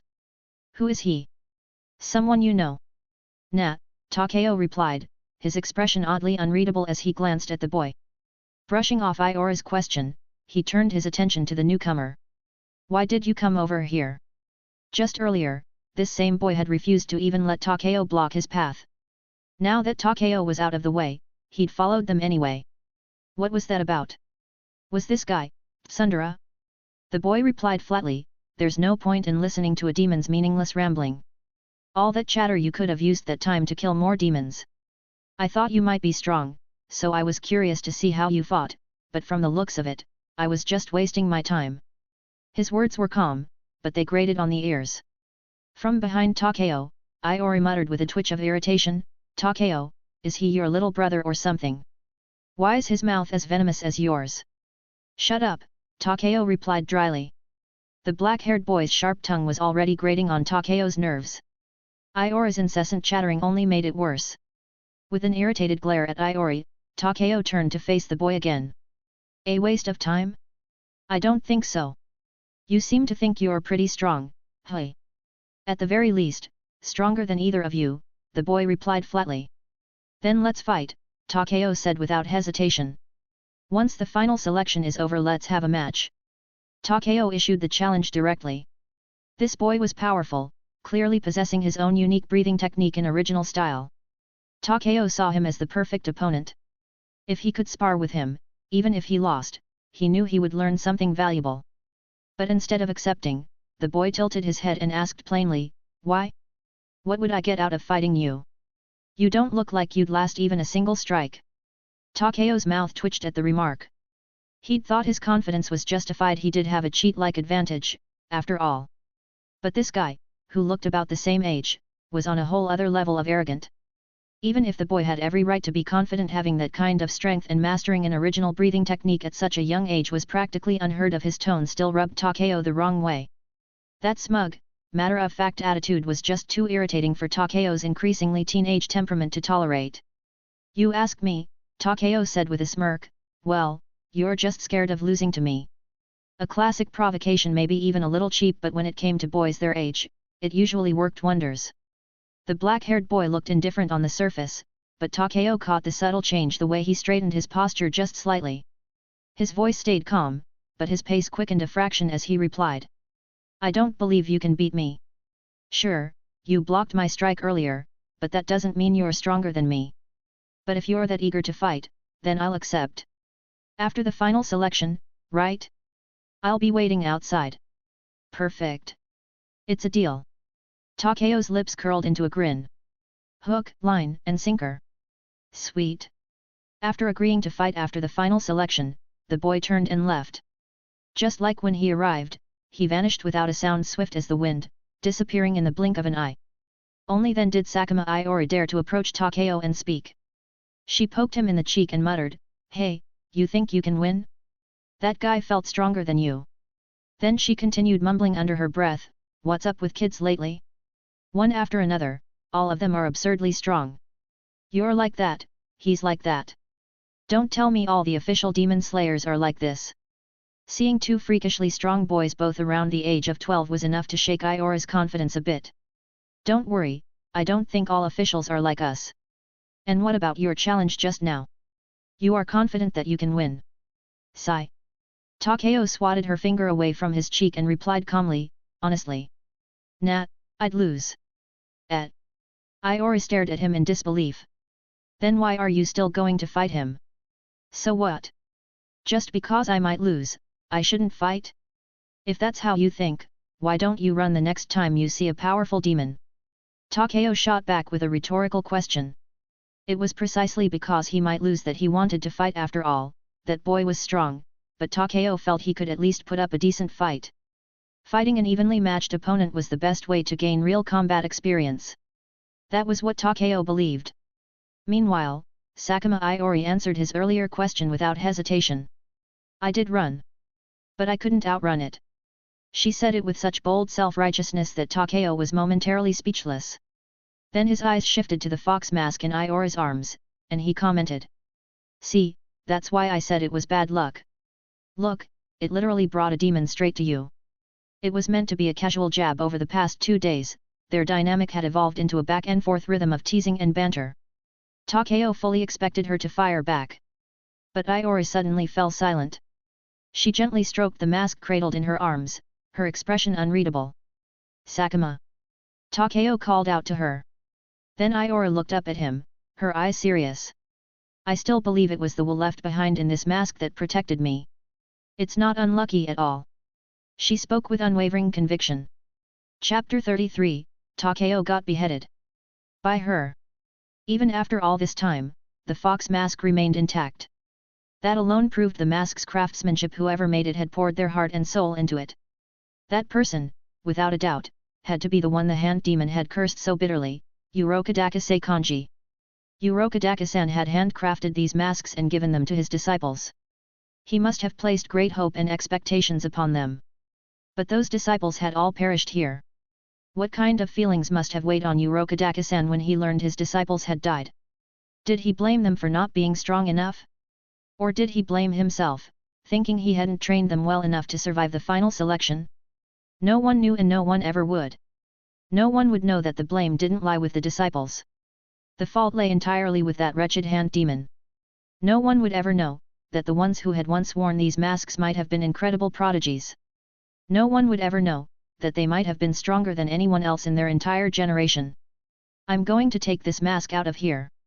Sakuma Aayori said quietly, after a long silence, turning to Takeo with resolve in her voice.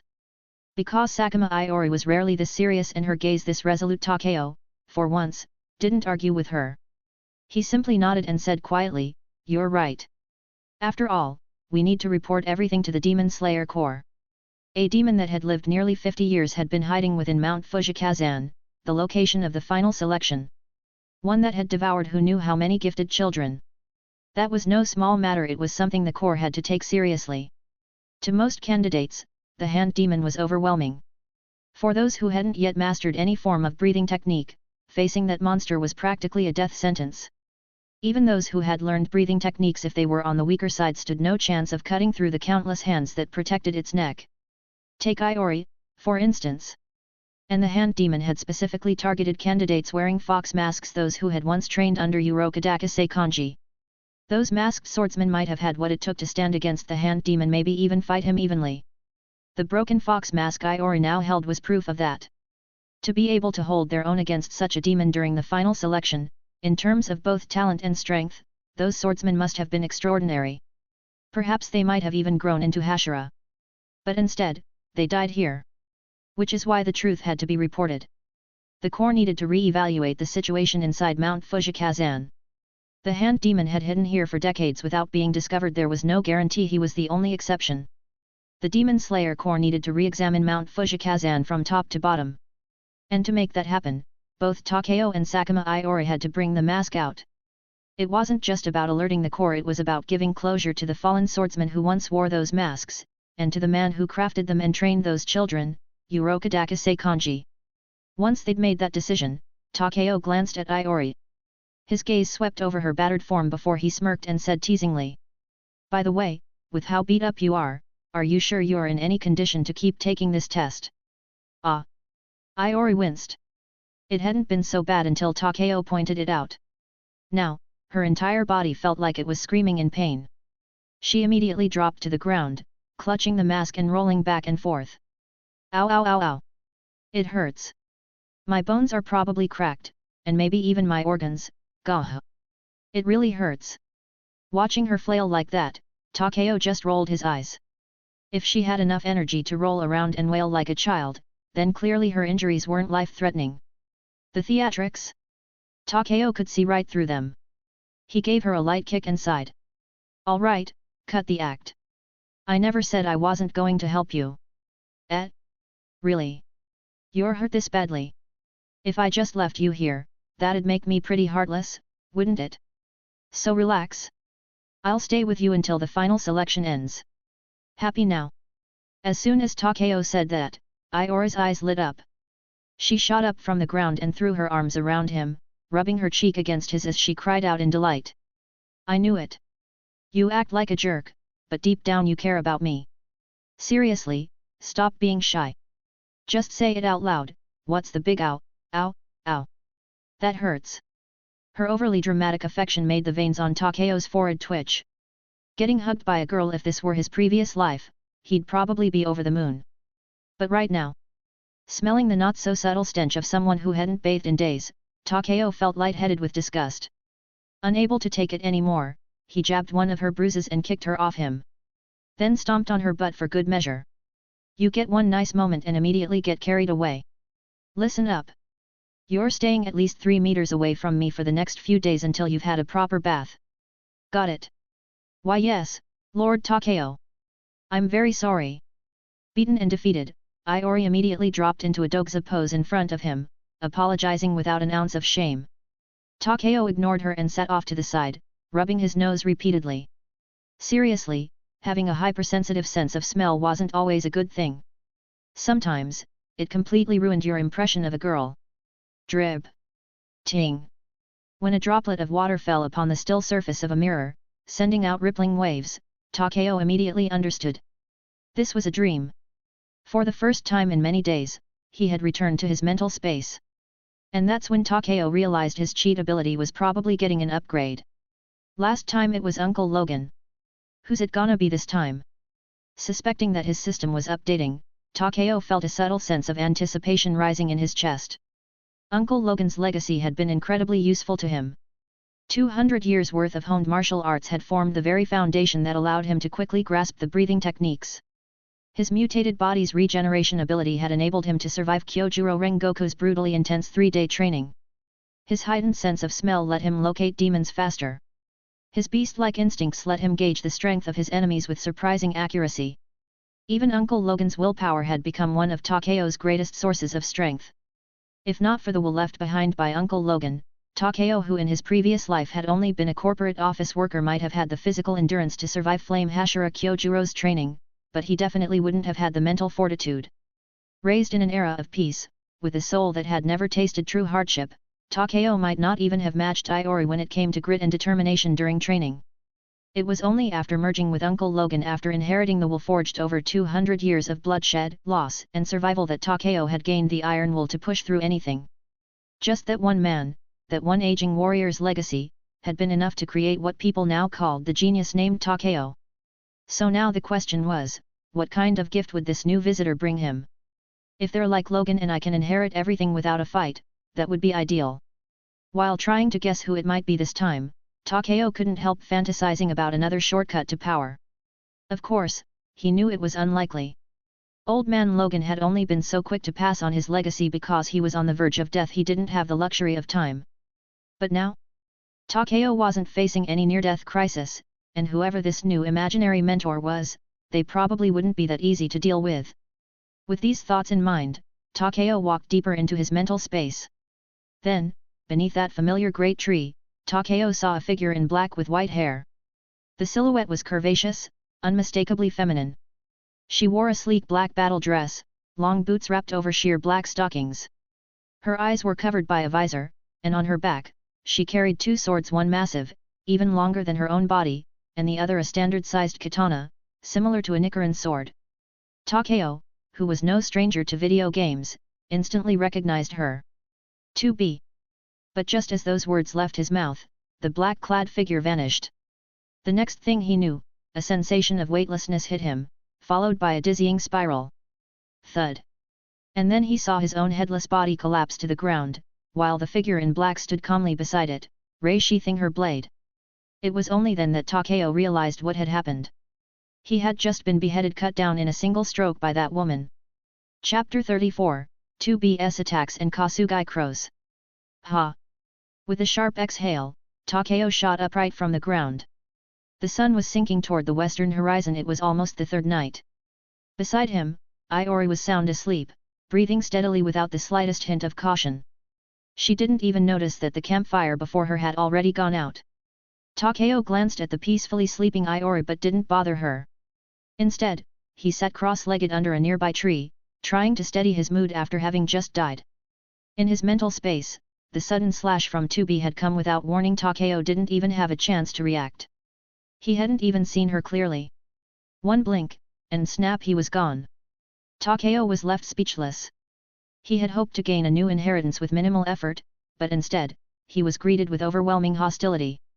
Was it because he'd skipped her class last time? Is that why she came out swinging? Frustrated at the thought, Takeo scratched his head wildly, turning his red hair into a complete mess. He understood classes you skip eventually come back to haunt you. That much made sense.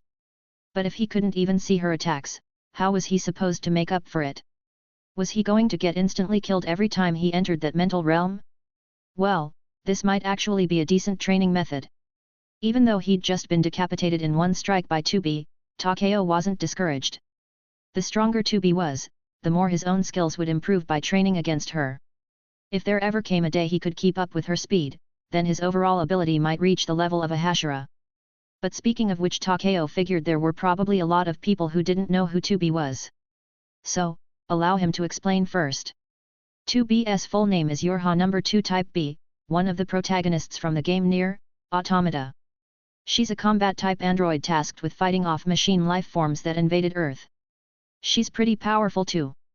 In the game, she can be equipped with various plugins and abilities, one of which allows her to briefly stop time. That time-stopping ability is called overclock. In the game, it's triggered by perfectly dodging an enemy's attack. Depending on the level of the overclocked chip equipped, both the degree of time slowing and its duration vary. In the game, you had to dodge attacks precisely to activate overclock. But here, in his mental space, it seemed like 2B could trigger overclock at will. A skill that was originally passive had become active, in other words, a massive power-up for an ability that was supposed to only activate when evading. Setting aside the fact that 2B was an android, her combat techniques, especially her mastery of swordplay, were incredibly formidable. At the very least, when it came to weapon technique, she definitely surpassed old man Logan. If Takeo could learn 2B's weapon handling skills, he might be able to grasp a breathing technique of his own much faster. But, to develop his own breathing style, he had to defeat 2B. And if he couldn't defeat her, creating a unique breathing style would remain a distant dream. Was he stuck in a dead end? Takeo sat cross-legged on the ground, racking his brain for a solution. After a long moment of contemplation, he gave up thinking altogether. Whatever, I'll just keep fighting. It's like playing a Soulsborne game, die enough times and you'll eventually get good. That was the decision Takeo came to. If he treated the process of challenging these fictional characters in his mental world like playing a Souls-style game, then things suddenly became much simpler.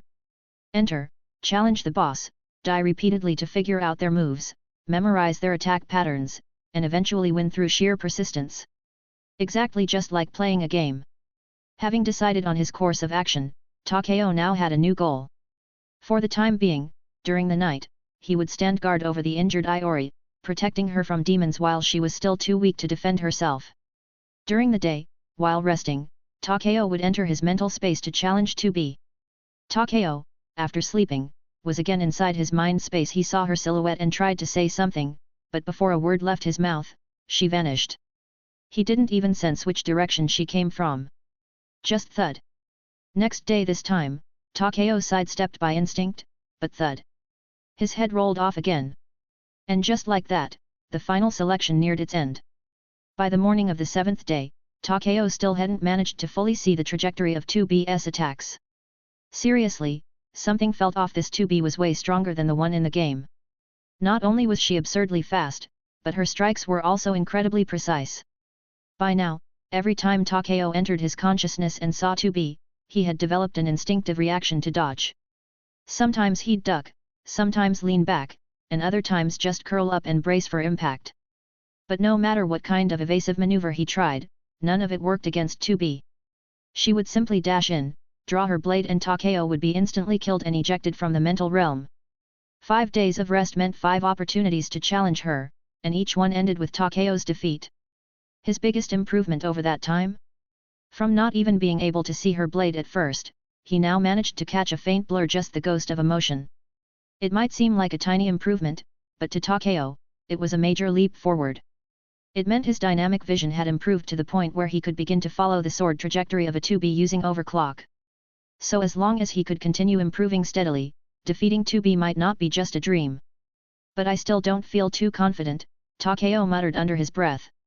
Even though he tried to stay optimistic, he knew full well he wasn't going to be a match for 2B anytime soon. And it wasn't just her he didn't feel confident about facing, that black-haired boy either. It was only after sparring with 2B that Takeo truly realized just how terrifying that boy's speed was when he had slain the hand demon. That sudden movement appearing in front of him in an instant. Sure, some of it was due to the elusive nature of his breathing technique, which blurred the line of sight, but the boy's raw strength had to be incredibly powerful as well.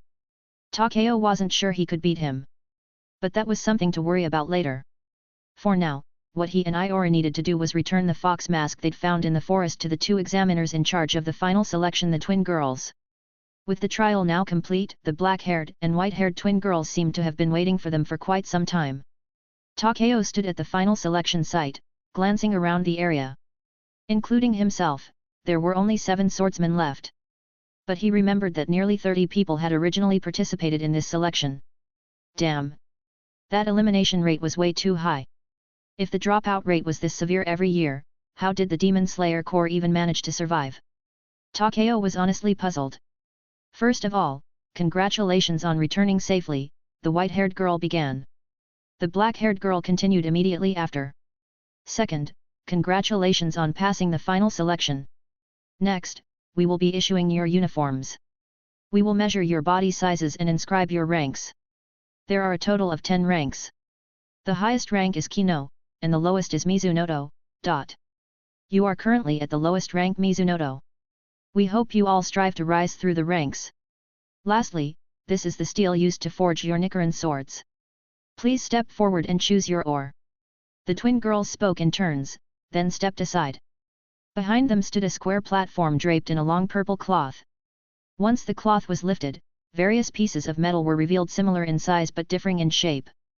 These were the scarlet ore and scarlet iron sand used to forge blades capable of slaying demons.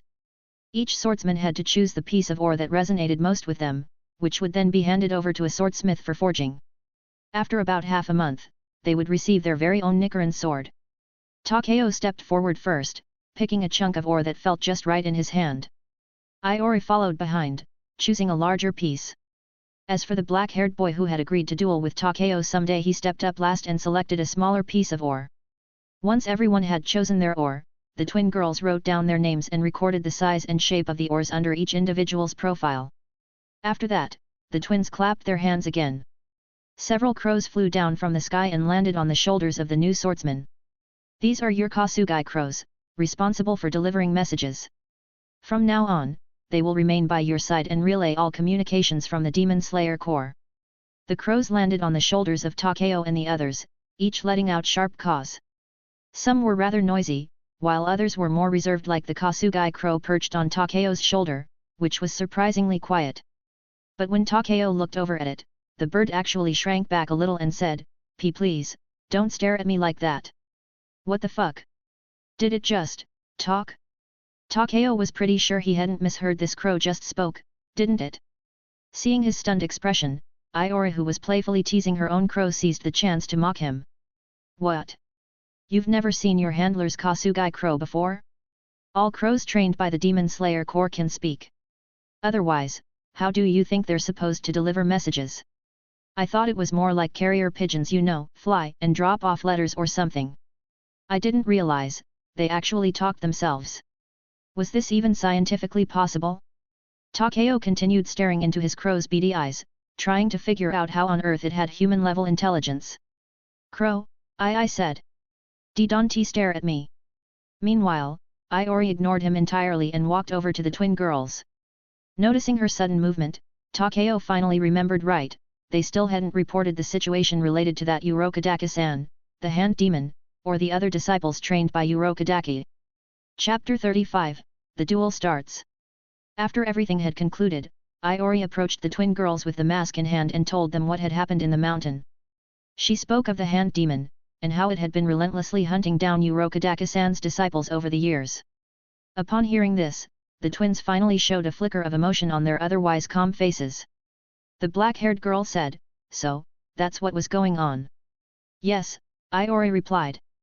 That's why I'd like to ask you to pass on a message to the man named Urokodaki that the hand demon has been slain, and that his disciples can now rest in peace. Please don't worry, we'll make sure he receives the message, the twins responded in unison. Then they glanced at the mask Aayori held in her arms and asked, Is this a relic of one of Urokodaki-san's disciples? It is. But I'd like to keep it, Aayori said in a soft but firm voice. Technically, she had no right to keep a belonging of Urokodaki's disciples. But since it was she who encountered the hand demon and uncovered the truth, the twins didn't object. They only said they would later consult with Urokodaki about the matter. After that, they said no more. Takeo stood beside Aayori, not having said a single word from start to finish. It was only after Aayori finished explaining things and walked away from the twins that he turned to her and asked, puzzled, Why didn't you mention that it was the mask that allowed the hand demon to recognize Urokodaki-san's disciples? Aayori had revealed almost everything. She had laid out the truth in great detail.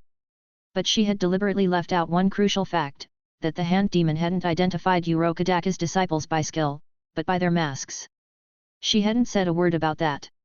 Sigh, you young boys so completely clueless, Aayori rolled her eyes at him in response to his question. Takeo's mouth twitched.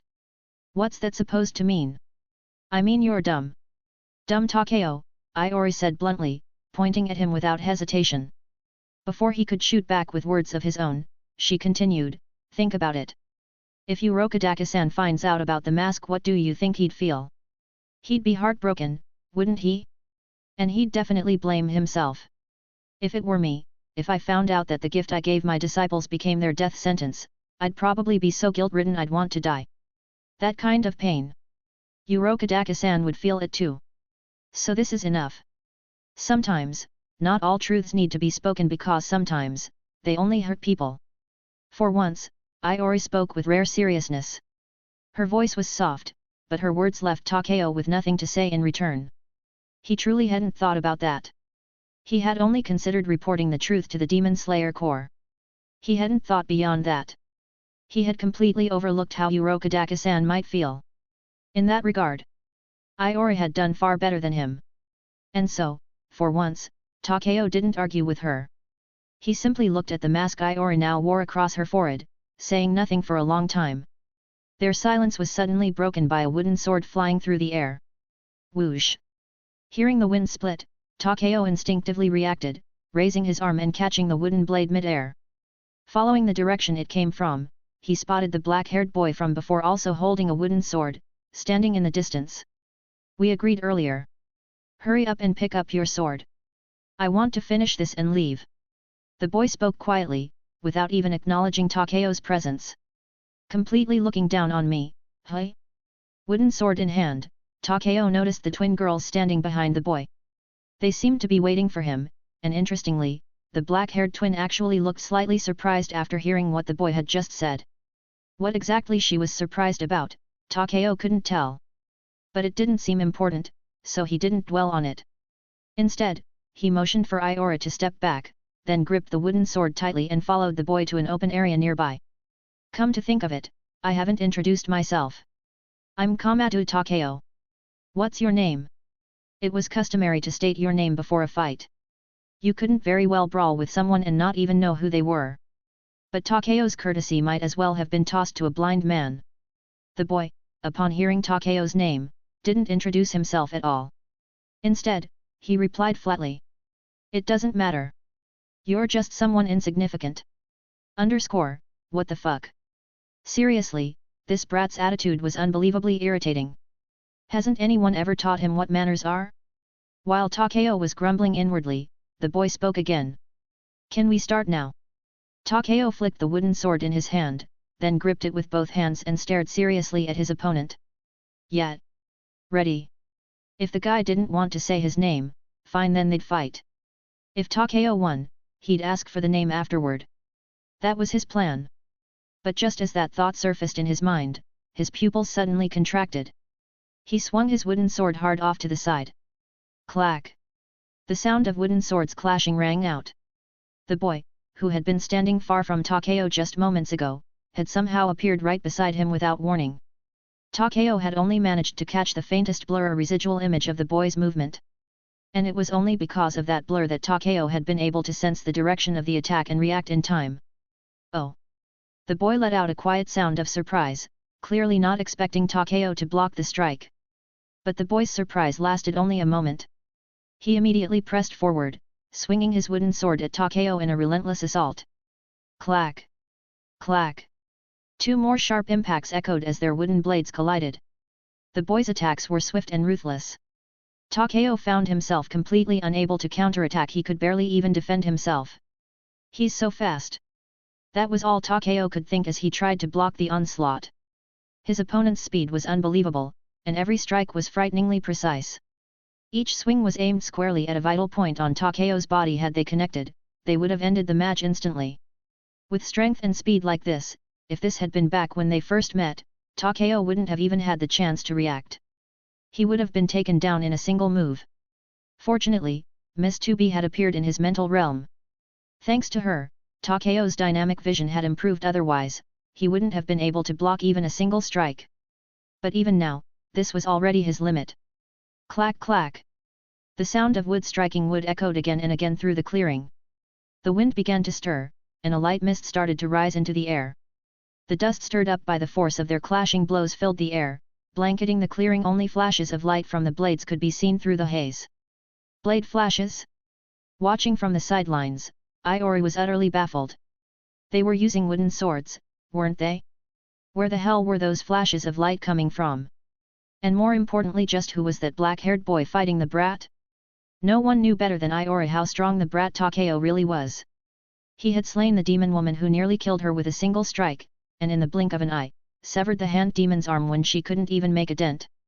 His strength went beyond that of an average member of the Demon Slayer Corps. Even among higher-ranked slayers, few would compare. And yet that Takeo was now being completely overwhelmed by a boy around his own age? Clack, clack, clack, clack. The sound of wooden swords clashing rang out non-stop from within the dust cloud.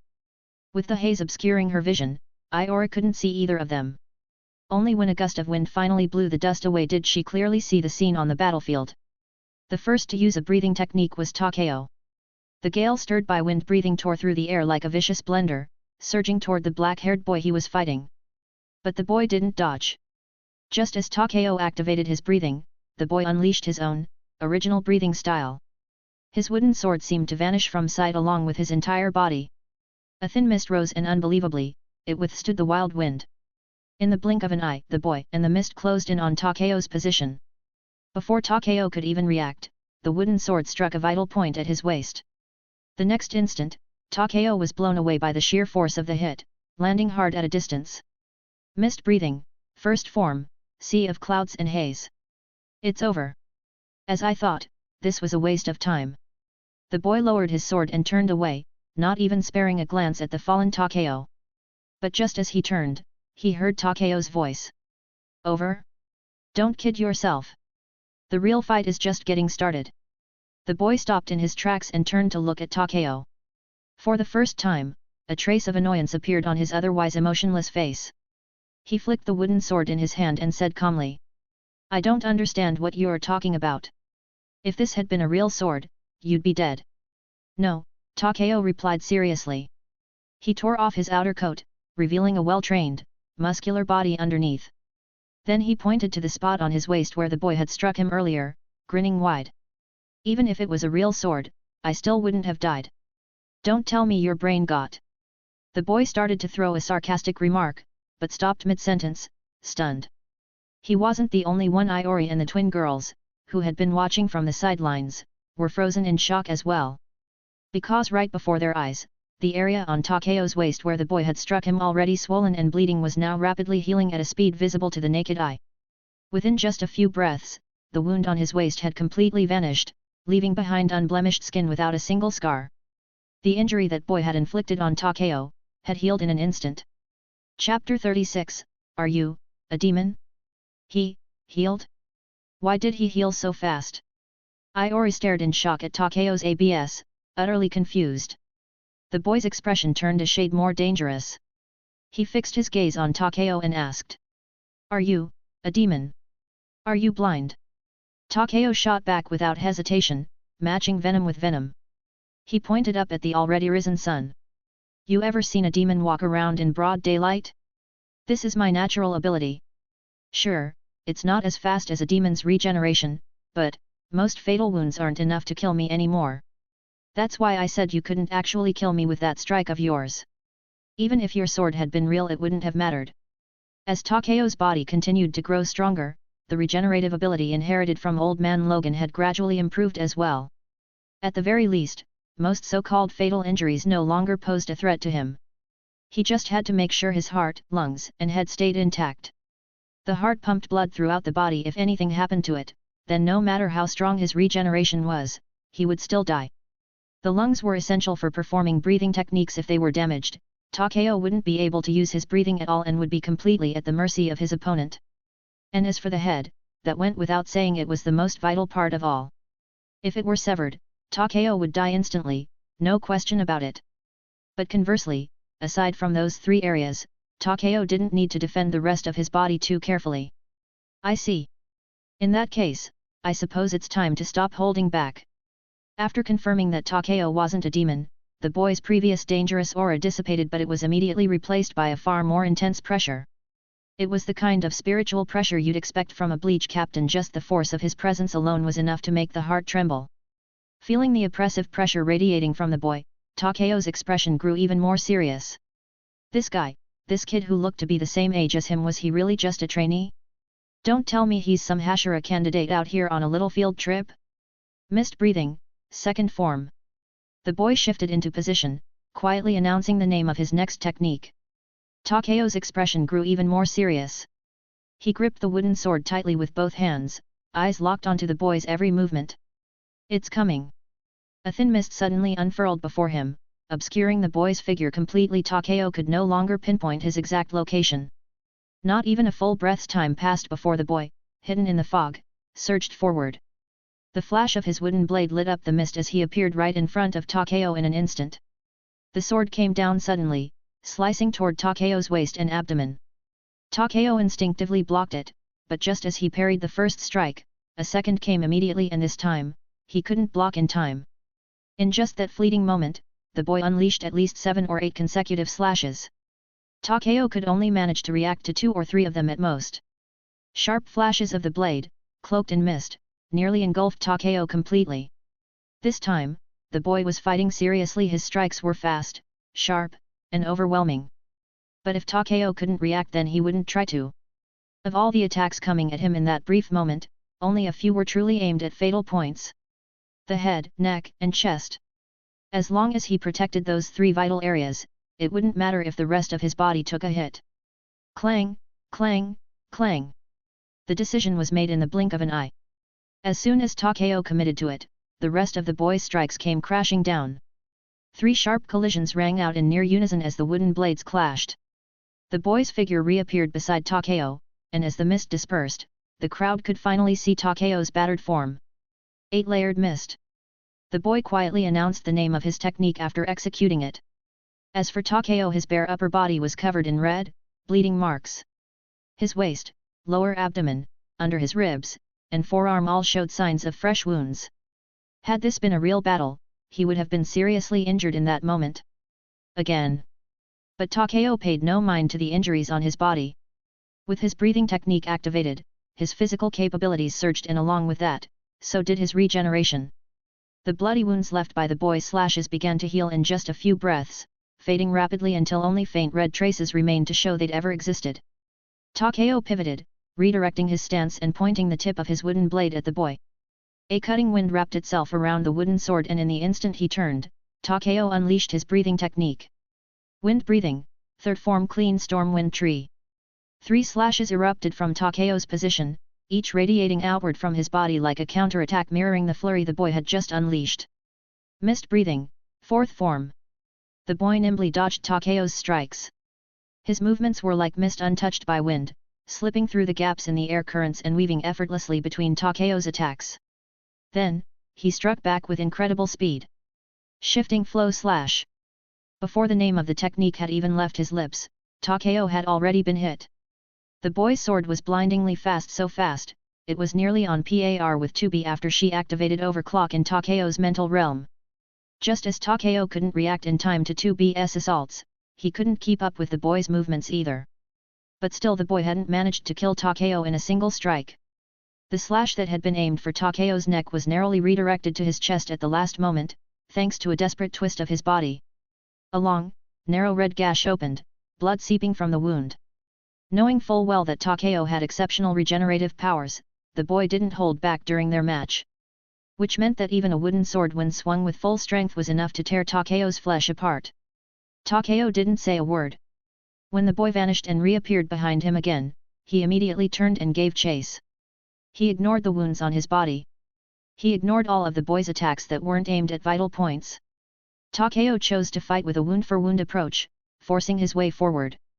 Clack, clack, the sharp sounds of wooden swords colliding rang out once more. On the sidelines, Aayori watched with growing concern in her eyes. Shouldn't he just surrender? She really wanted to say that to Takeo. It was just a sparring match, after all. There was no need to fight to such extremes. And from start to finish, not a single one of Takeo's strikes had landed on that boy. So why keep pushing? There was no shame in losing to someone stronger. If it were her in Takeo's place, she would have given up and begged for mercy without hesitation. Takeo. Aayori softly murmured his name.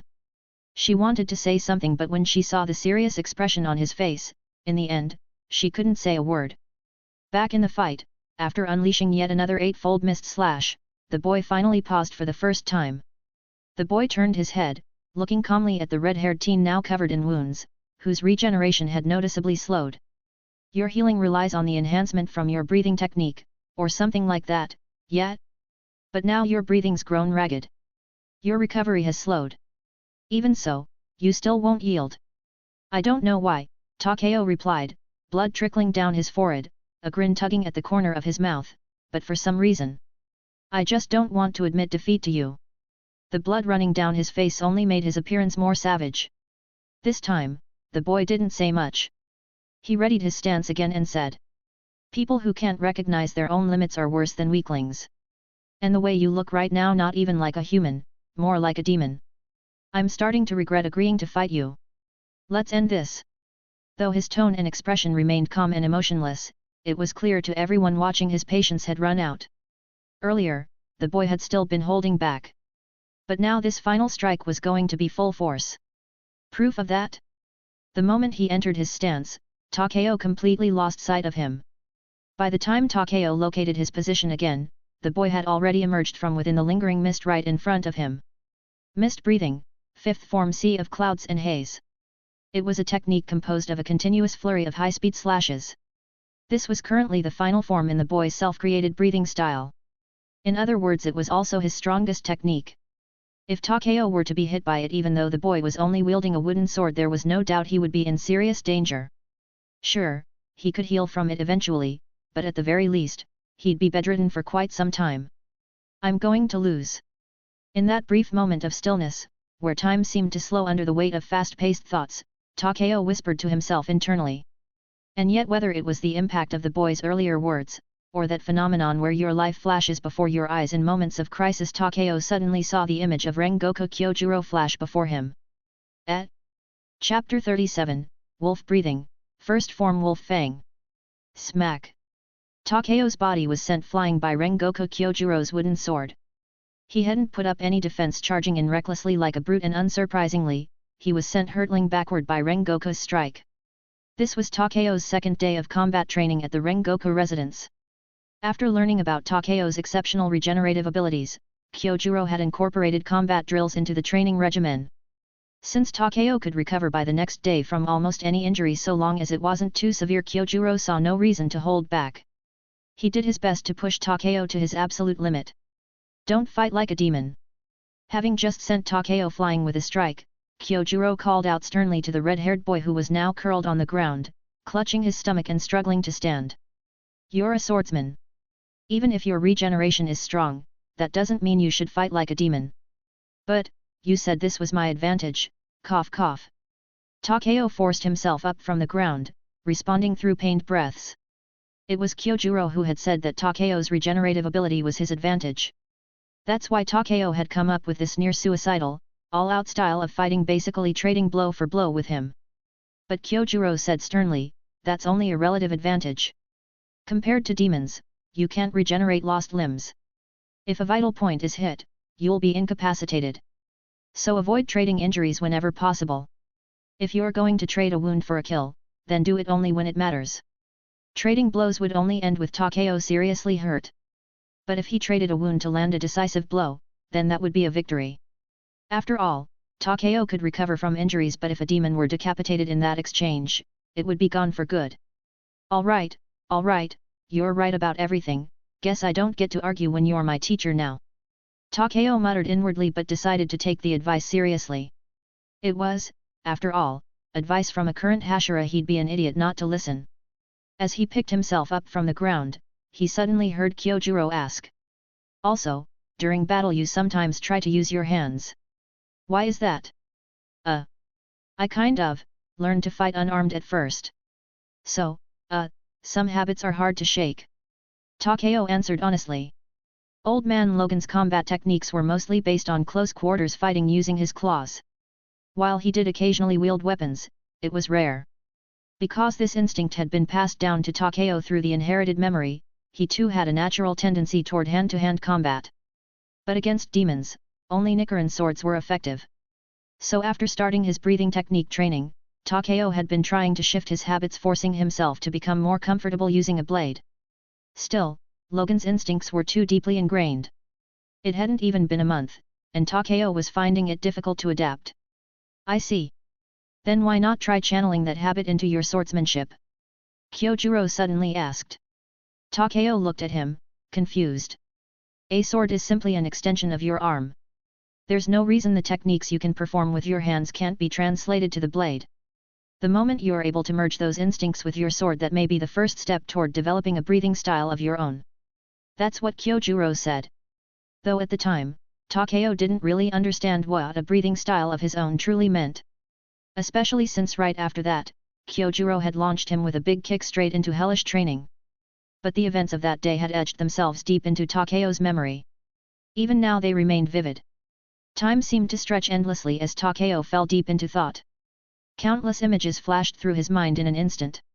He stared at the incoming blade belonging to the black-haired boy right before him and at the wooden sword gripped in his own hands. And then, as if something within him had suddenly awakened, Takeo's mind cleared.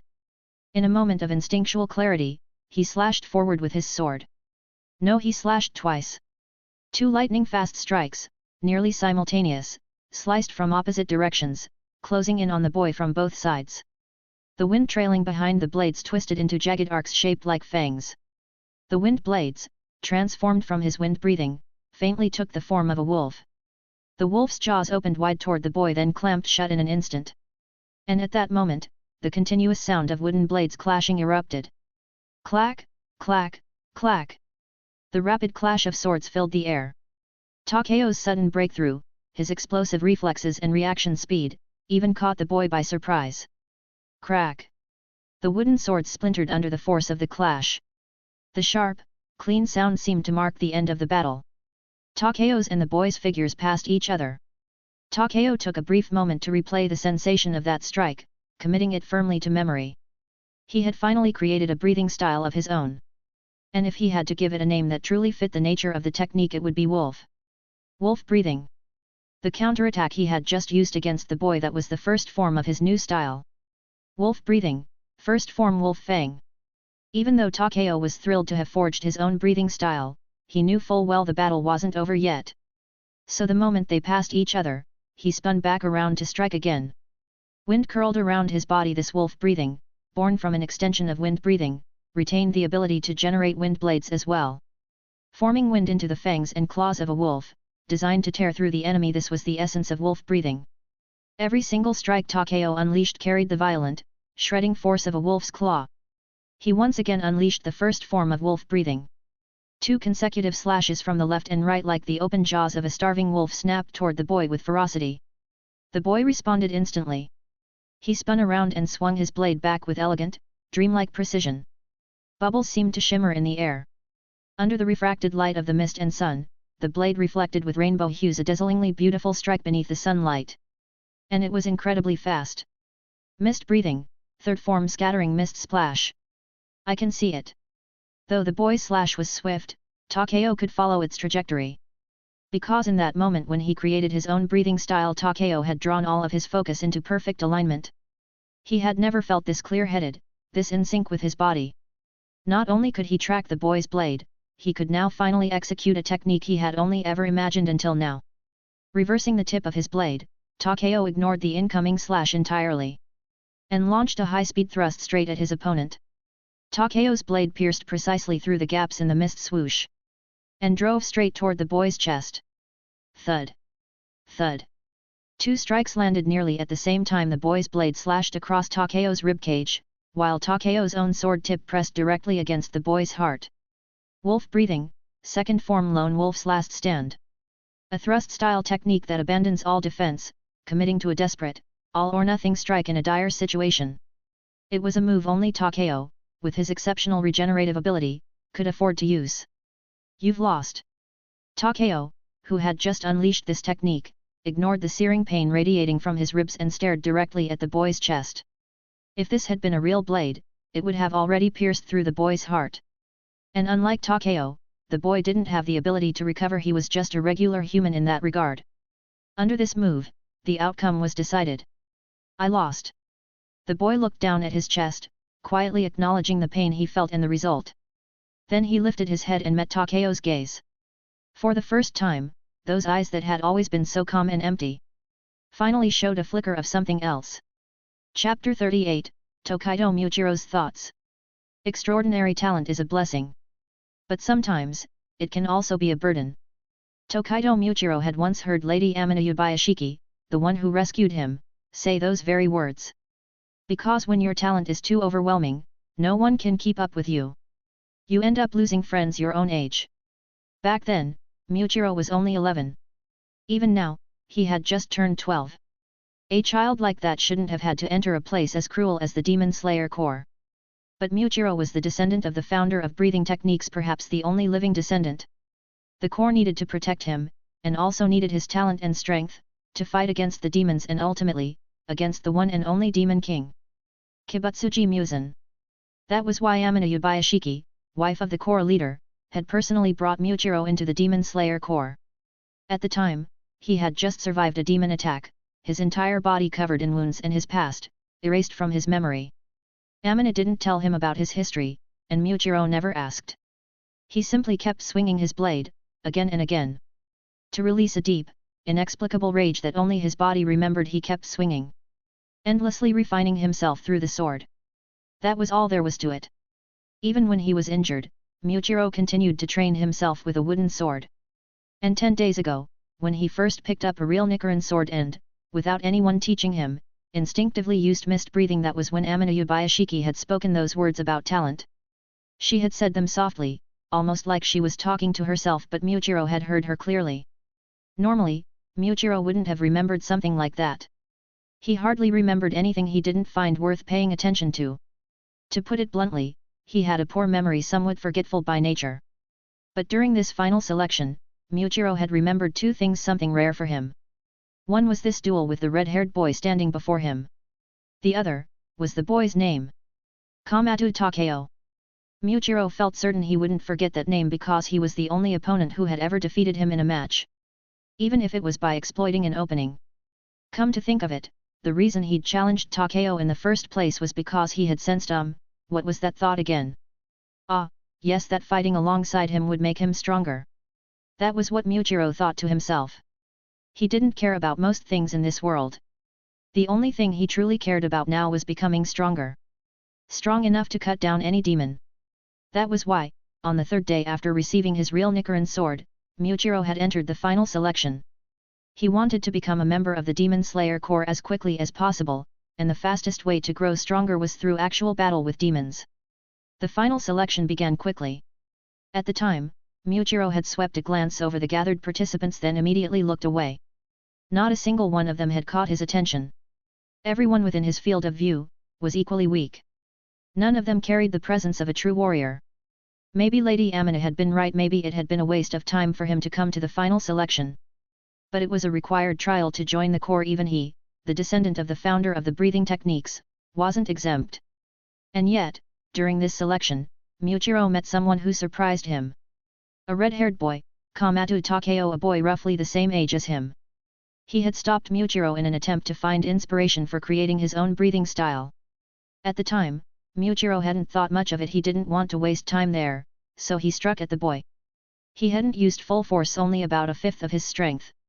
And yet, the boy had easily blocked the strike. That was the first time Muichiro had felt surprise. And because of that, after the boy left, Muichiro had actually chosen to follow him. He wanted to confirm the boy's true strength, to challenge him. If the boy turned out to be strong, perhaps it would help him grow faster as well. But unfortunately, the boy's behavior afterward had left Muichiro a little disappointed. When facing a demon, he wasted time talking instead of finishing the fight. That kind of hesitation didn't seem like something a true warrior would have. Muichiro felt let down by it and with that, lost interest. But what Muichiro hadn't expected, was that the boy would dare challenge him. No, Muichiro didn't think the boy was weak. He hadn't looked down on him. Judging by his age, the boy was about the same, maybe even slightly younger. To possess that kind of strength at his age, he was definitely someone with the potential to become a pillar of the Demon Slayer Corps in the future. But compared to Muichiro himself, the boy was still far too weak. Even though Muichiro had only been wielding a sword for a few days and had even been recovering from injuries before picking one up. Perhaps it was the inherited talent from his ancestors, but within just those few days of using a real blade, Muiro had already surpassed the strength of a fully ranked demon slayer. And more than that, he grew stronger every single day. He was weaker yesterday than he was today. And tomorrow, he would be stronger than today. Even if the red-haired boy had been able to match him at that moment, a few days later after Muiro had slain countless demons, there was no doubt he had already surpassed the boy by a wide margin. Fighting someone like him wouldn't help Muiro improve. And if it didn't help him improve, then it was nothing more than a waste of time. Muiro had originally intended to decline the duel, but in the end, he was baited by the boy's provocation and agreed to the fight. Several days later, after the final selection ended, Muiro met the boy as promised. Just as expected, in the opening moments of the match, he completely overwhelmed his opponent with sheer power. Within just a dozen exchanges, the boy had already lost to him. Yes, that was only natural. Nothing surprising about it at all. Muiro only felt a slight twinge of regret wasting time on something that didn't help him grow stronger. And yet, that regret vanished completely soon after. Because the boy revealed a physique somewhat akin to a demon's, though his regeneration was inferior to that of a demon, the fact that he was still human made such healing a rare and remarkable advantage.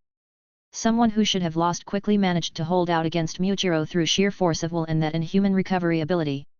Muiro had lost his memories. He didn't know what had happened in his past, only that deep within, there lingered a burning anger. Every action Muiro took now was driven by that smoldering fury. And when he saw the boy's ability, something in him stirred.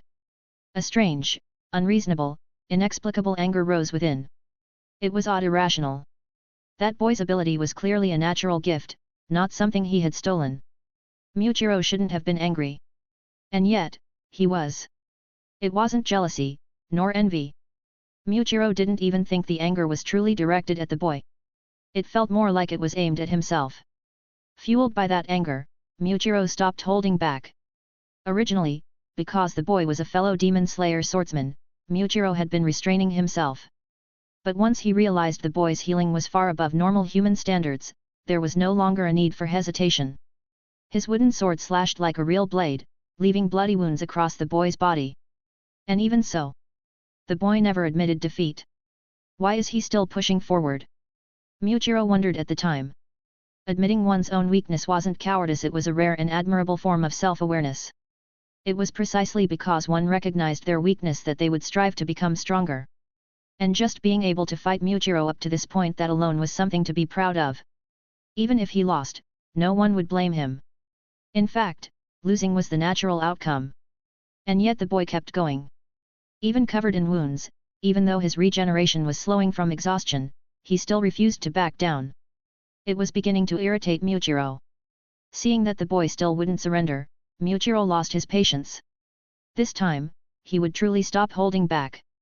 He unleashed his full speed, deciding that this strike would leave the boy unable to stand again. But once again, the boy surprised him. At the most critical moment, the boy actually awakened a breathing style of his own. Like a starving wolf, like a cornered lone wolf, he abandoned all defense and launched a vicious, lightning-fast attack on Muiro. It was an attack Muiro should have been able to react to. By all accounts, he should have been able to stop it.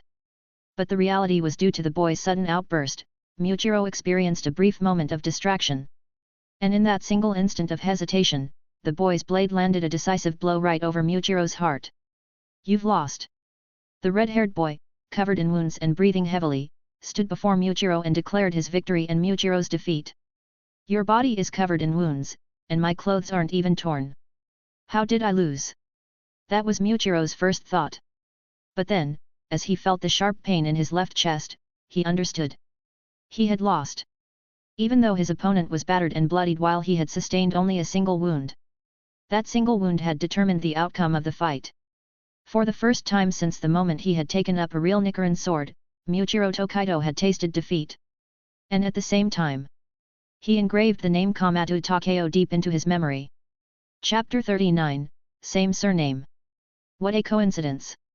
The black-haired boy silently sheathed his sword, then turned and walked away without saying a single word. Takeo watched his retreating figure but didn't bother to ask whether he acknowledged the outcome of their duel. Instead, he took 2 steps back and dropped to the ground with a heavy thud. Phew! The moment that burst of strength faded, Takeo's stamina was completely drained. If that final strike hadn't landed cleanly on the boy's vital point, Takeo wouldn't have had any chance left to continue the fight. Without any strength left, he would have stood no chance against him. Thankfully, that last attack had struck perfectly. Takeo. With the battle over, Aayori immediately rushed to his side. She looked at the wounds covering his body, unsure what to do. Takeo caught the worry in her eyes and reassured her with a tired smile. Don't worry. I just need to rest. 2 days and I'll be fine. The injuries looked severe, but for Takeo even relying only on his natural healing ability 2 days was more than enough to return to normal. And if he used his breathing technique during that time to enhance his recovery, he could probably fully heal in under a day. Compared to the wounds on his body, it was the complete loss of stamina that kept Takeo from getting up at the moment.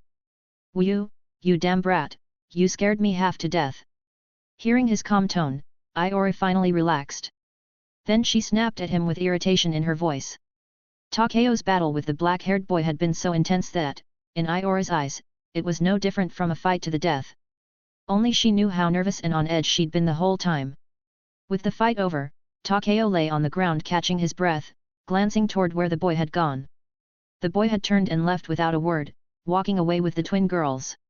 He never once gave his name, and Takeo still had no idea what to call him. Takeo had wanted to ask, but after remembering the boy's blunt remarks, he decided against it. Even if he asked, there was no guarantee the boy would answer, and chances were, he'd just throw in another insult for good measure. Better to drop it. Just as he thought that, Takeo suddenly heard the boy's voice. Tokaido. The boy stopped walking, still facing away from Takeo, and said quietly, Tokaido Muiro. That's my name. And with that, he walked away with the twins, his figure gradually disappearing into the distance. Tokaido. Muiro, hey? Alright. I'll remember that name.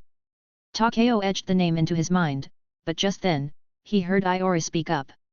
That kid, he's a genius, even more talented than you. Hey, I'll admit he's stronger than me, fine. But we're teammates, aren't we? Shouldn't you at least pretend to be on my side right now? Takeo gave Aayori a look of exasperation. Seriously? Whose side are you on? Takeo stared her down, and Aayori turned to face him, replying with a serious tone. I overheard something from those twin girls who serve the head of the Demon Slayer Corps. That boy, Tokaido, before the final selection, he had only been training with a real sword for 3 days. What? Takeo froze. What do you mean only 3 days? I mean he officially started training with a Nichiren sword just 3 days before the final selection. What? Only now did Takeo fully register that he hadn't misheard or misunderstood what Aayori had just said. If she wasn't joking, and what she said was true, then that boy named Tokaido Muiro had trained with a real sword for only 3 days before entering the final selection and still possessed that level of strength? The fuck? Are you kidding me? Even Anakin Skywalker and Tom Riddle weren't that talented. Is this what it means to be inside the world of an anime? 3 days of training, and he was already that powerful? Is he even human? Not even a protagonist in an anime would be that overpowered. Wait, no, even with my cheat-like abilities, I wasn't anywhere near that level in 3 days. For the first time, Takeo was truly shocked by another person. Sure, he hadn't read the Demon Slayer manga or watched the anime, but he was pretty sure the protagonist was supposed to be named Kamado Takeo, which would make Tanjiro his mysteriously absent older brother in this world. But this Tokaido Muiro guy, what the hell is he? Could it be that Muiro was actually the real protagonist and Tanjiro was the side character? In that moment, Takeo began to seriously question his understanding of reality. High above, a Kasugai crow from the Demon Slayer Corps soared through the sky. Soaring across several towns and streets, the Kasugai crow finally arrived at the outskirts of a remote village. It was now the 3rd day after the final selection, and the information regarding the newly inducted Demon Slayers had already reached the hands of the head of the Demon Slayer Corps. At the same time, details about the hand demon on Mount Fujakazan had also been sent to those connected to Urokodaki. This particular Kasugai crow flying through the sky was on a mission to deliver that very information to someone closely related to Urokodaki. Circling once overhead, the crow descended and landed in front of a young man walking near the village entrance. He had long black hair tied in a low ponytail and deep sea blue eyes. Though his features were delicate and refined, his cold and calm demeanor gave off a distinct aura of do not approach.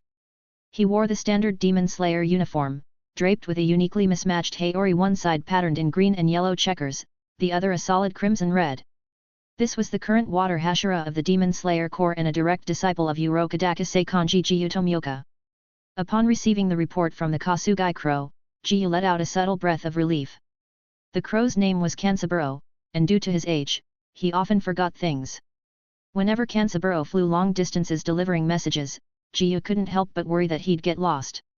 So each time the elderly crow returned safely, Jiu would relax a little. "Ah, a new mission, is it? You're really working hard, Tomioka-san." Just as Jiu Tomioka received the letter from his Kasugai Crow, a girl suddenly stepped out from nearby, smiling gently as she teased him.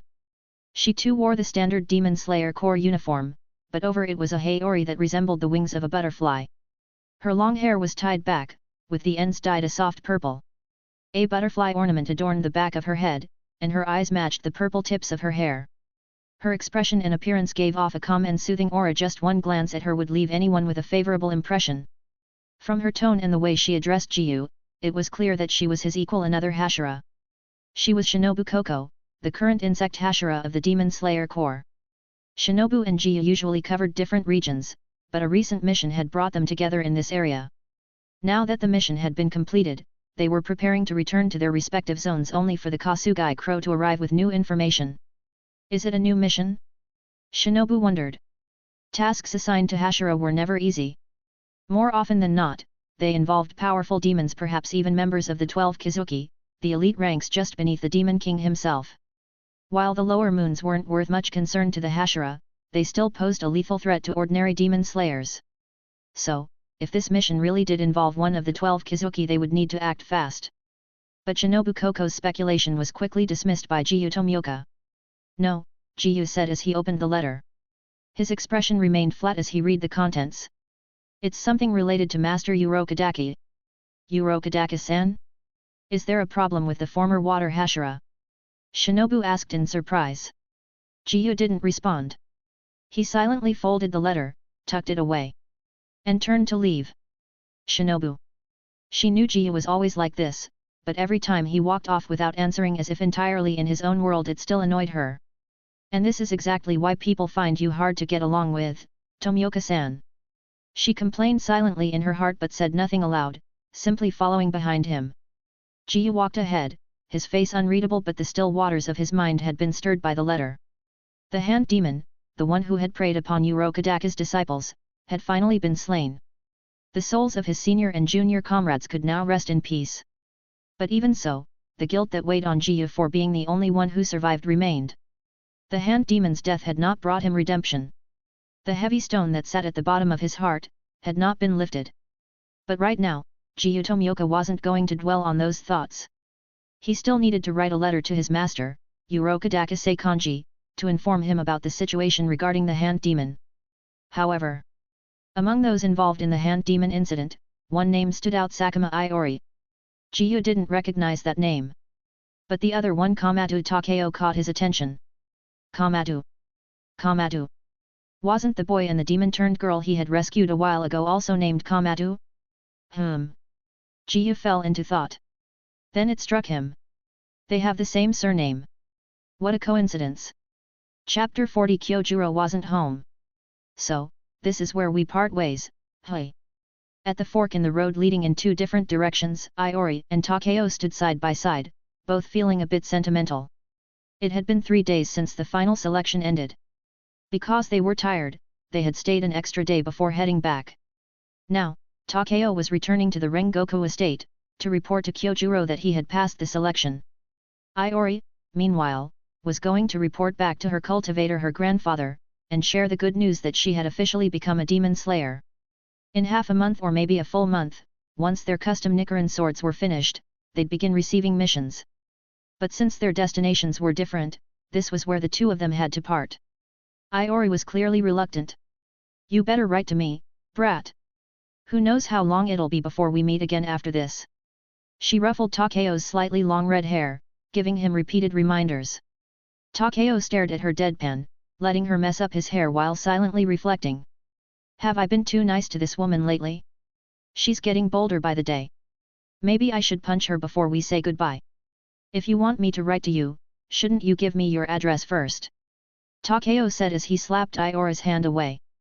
Aayori froze for a second, then smacked her fist into her palm in realization. Oh, right. Hang on, I'll write it down for you. She turned around, pulled out pen and paper from her pack, and started jotting down her address. While writing, she asked casually. By the way, where are you staying now? Tokyo Prefecture, Ebara District. At the Rengoku Estate. Ah, Tokyo Prefecture, Ebara District. Wait. What? She stopped mid-sentence. A second later, she spun around and grabbed Takeo by the shoulders, shouting. What did you just say? Rengoku Estate? Isn't that where the current Flame Hashira lives?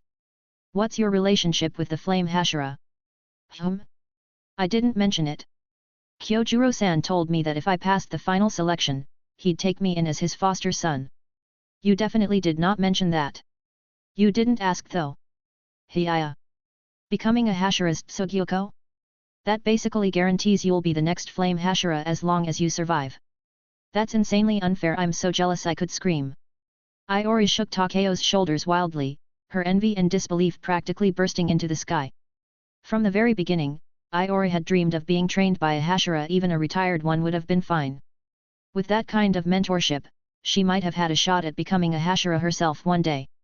In the end, the one who had trained Aayori wasn't even a former Hashira, just an ordinary former swordsman. And now, this brat she'd casually run into turned out to be the foster son of the current Flame Hashira. The sheer jealousy radiating off Aayori could practically be smelled in the air. It was that intense. Seeing her burning with envy, Takeo couldn't help but pat her shoulder and say. Okay, okay. No need to be jealous. I mean, if you became the Flame Hashira's Tsugyoko, I doubt you'd last 3 days. What was that? Are you looking down on me, brat? Aayori bared her teeth, flailing her arms.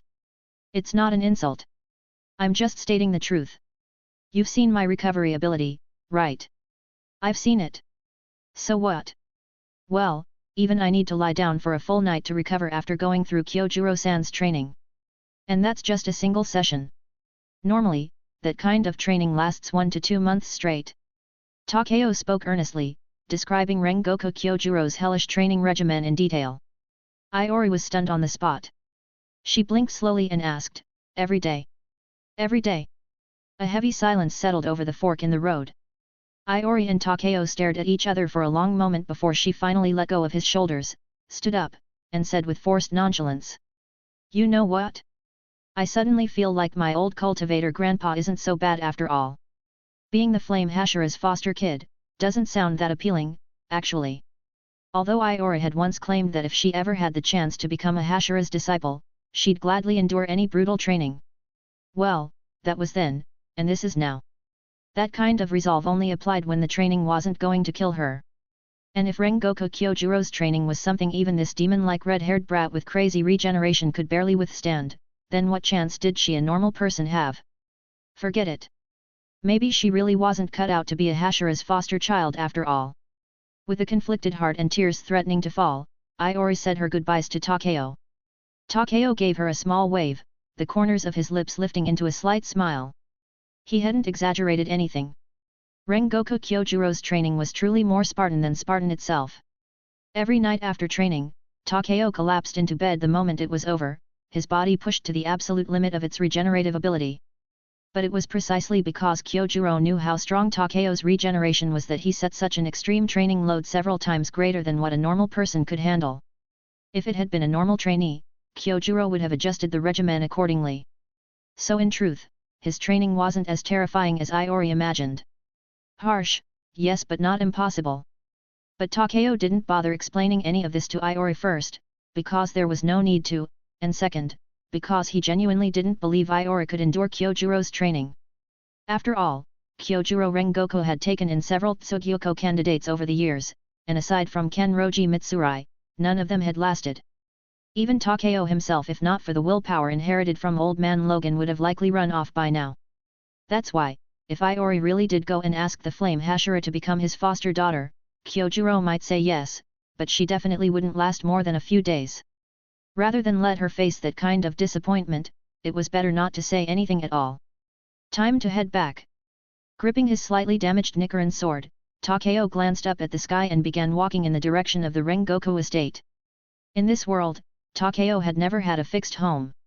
He usually stayed wherever his feet took him. But now he had a place to return to. And that gave him a sense of belonging he hadn't felt before. He hadn't stayed long at the Rengoku household, but whether it was Kyojurro or Senjuro, he had a good impression of both.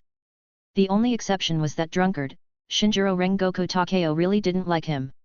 Still, since the old drunk rarely ever showed up at the training grounds, Takeo just pretended he didn't exist. All in all, the Rengoku estate could be considered Takeo's first real home in this world.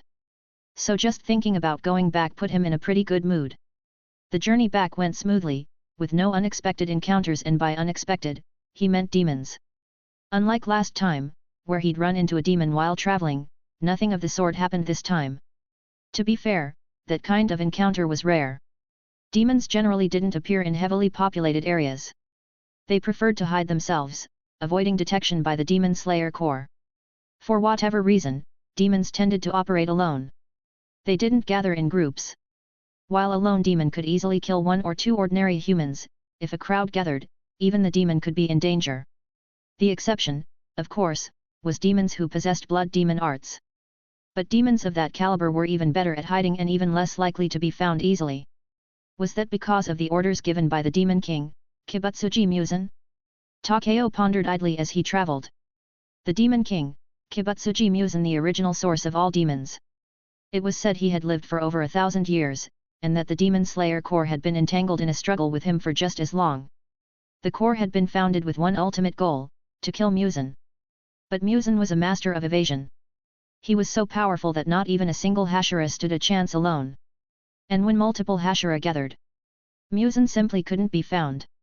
And that was why the Demon Slayer Corps and Kibutsuji Musen had remained locked in conflict for so long. But perhaps, that cycle would finally end with this generation. After all, the protagonist, Tanjiro Kamado, had already been born and probably holds a deep hatred towards demons. If anime and movie tropes held true, Tanjiro would eventually confront the Demon King and ultimately defeat him. Which meant, even if Takeo did nothing, he might still survive until the very end. But then, how many people would have to die in the meantime? An image of Kyojurro surfaced in Takeo's mind. Would he also fall in battle against Kibutsuji Musen? Would someone that strong really die at the hands of a demon? As he walked, lost in thought, Takeo continued refining his newly created wolf breathing, running through the forms in his mind. Eventually, he arrived safely back at the Rengoku estate. However, something caught him off guard. Kyojurro wasn't home. Thanks for listening.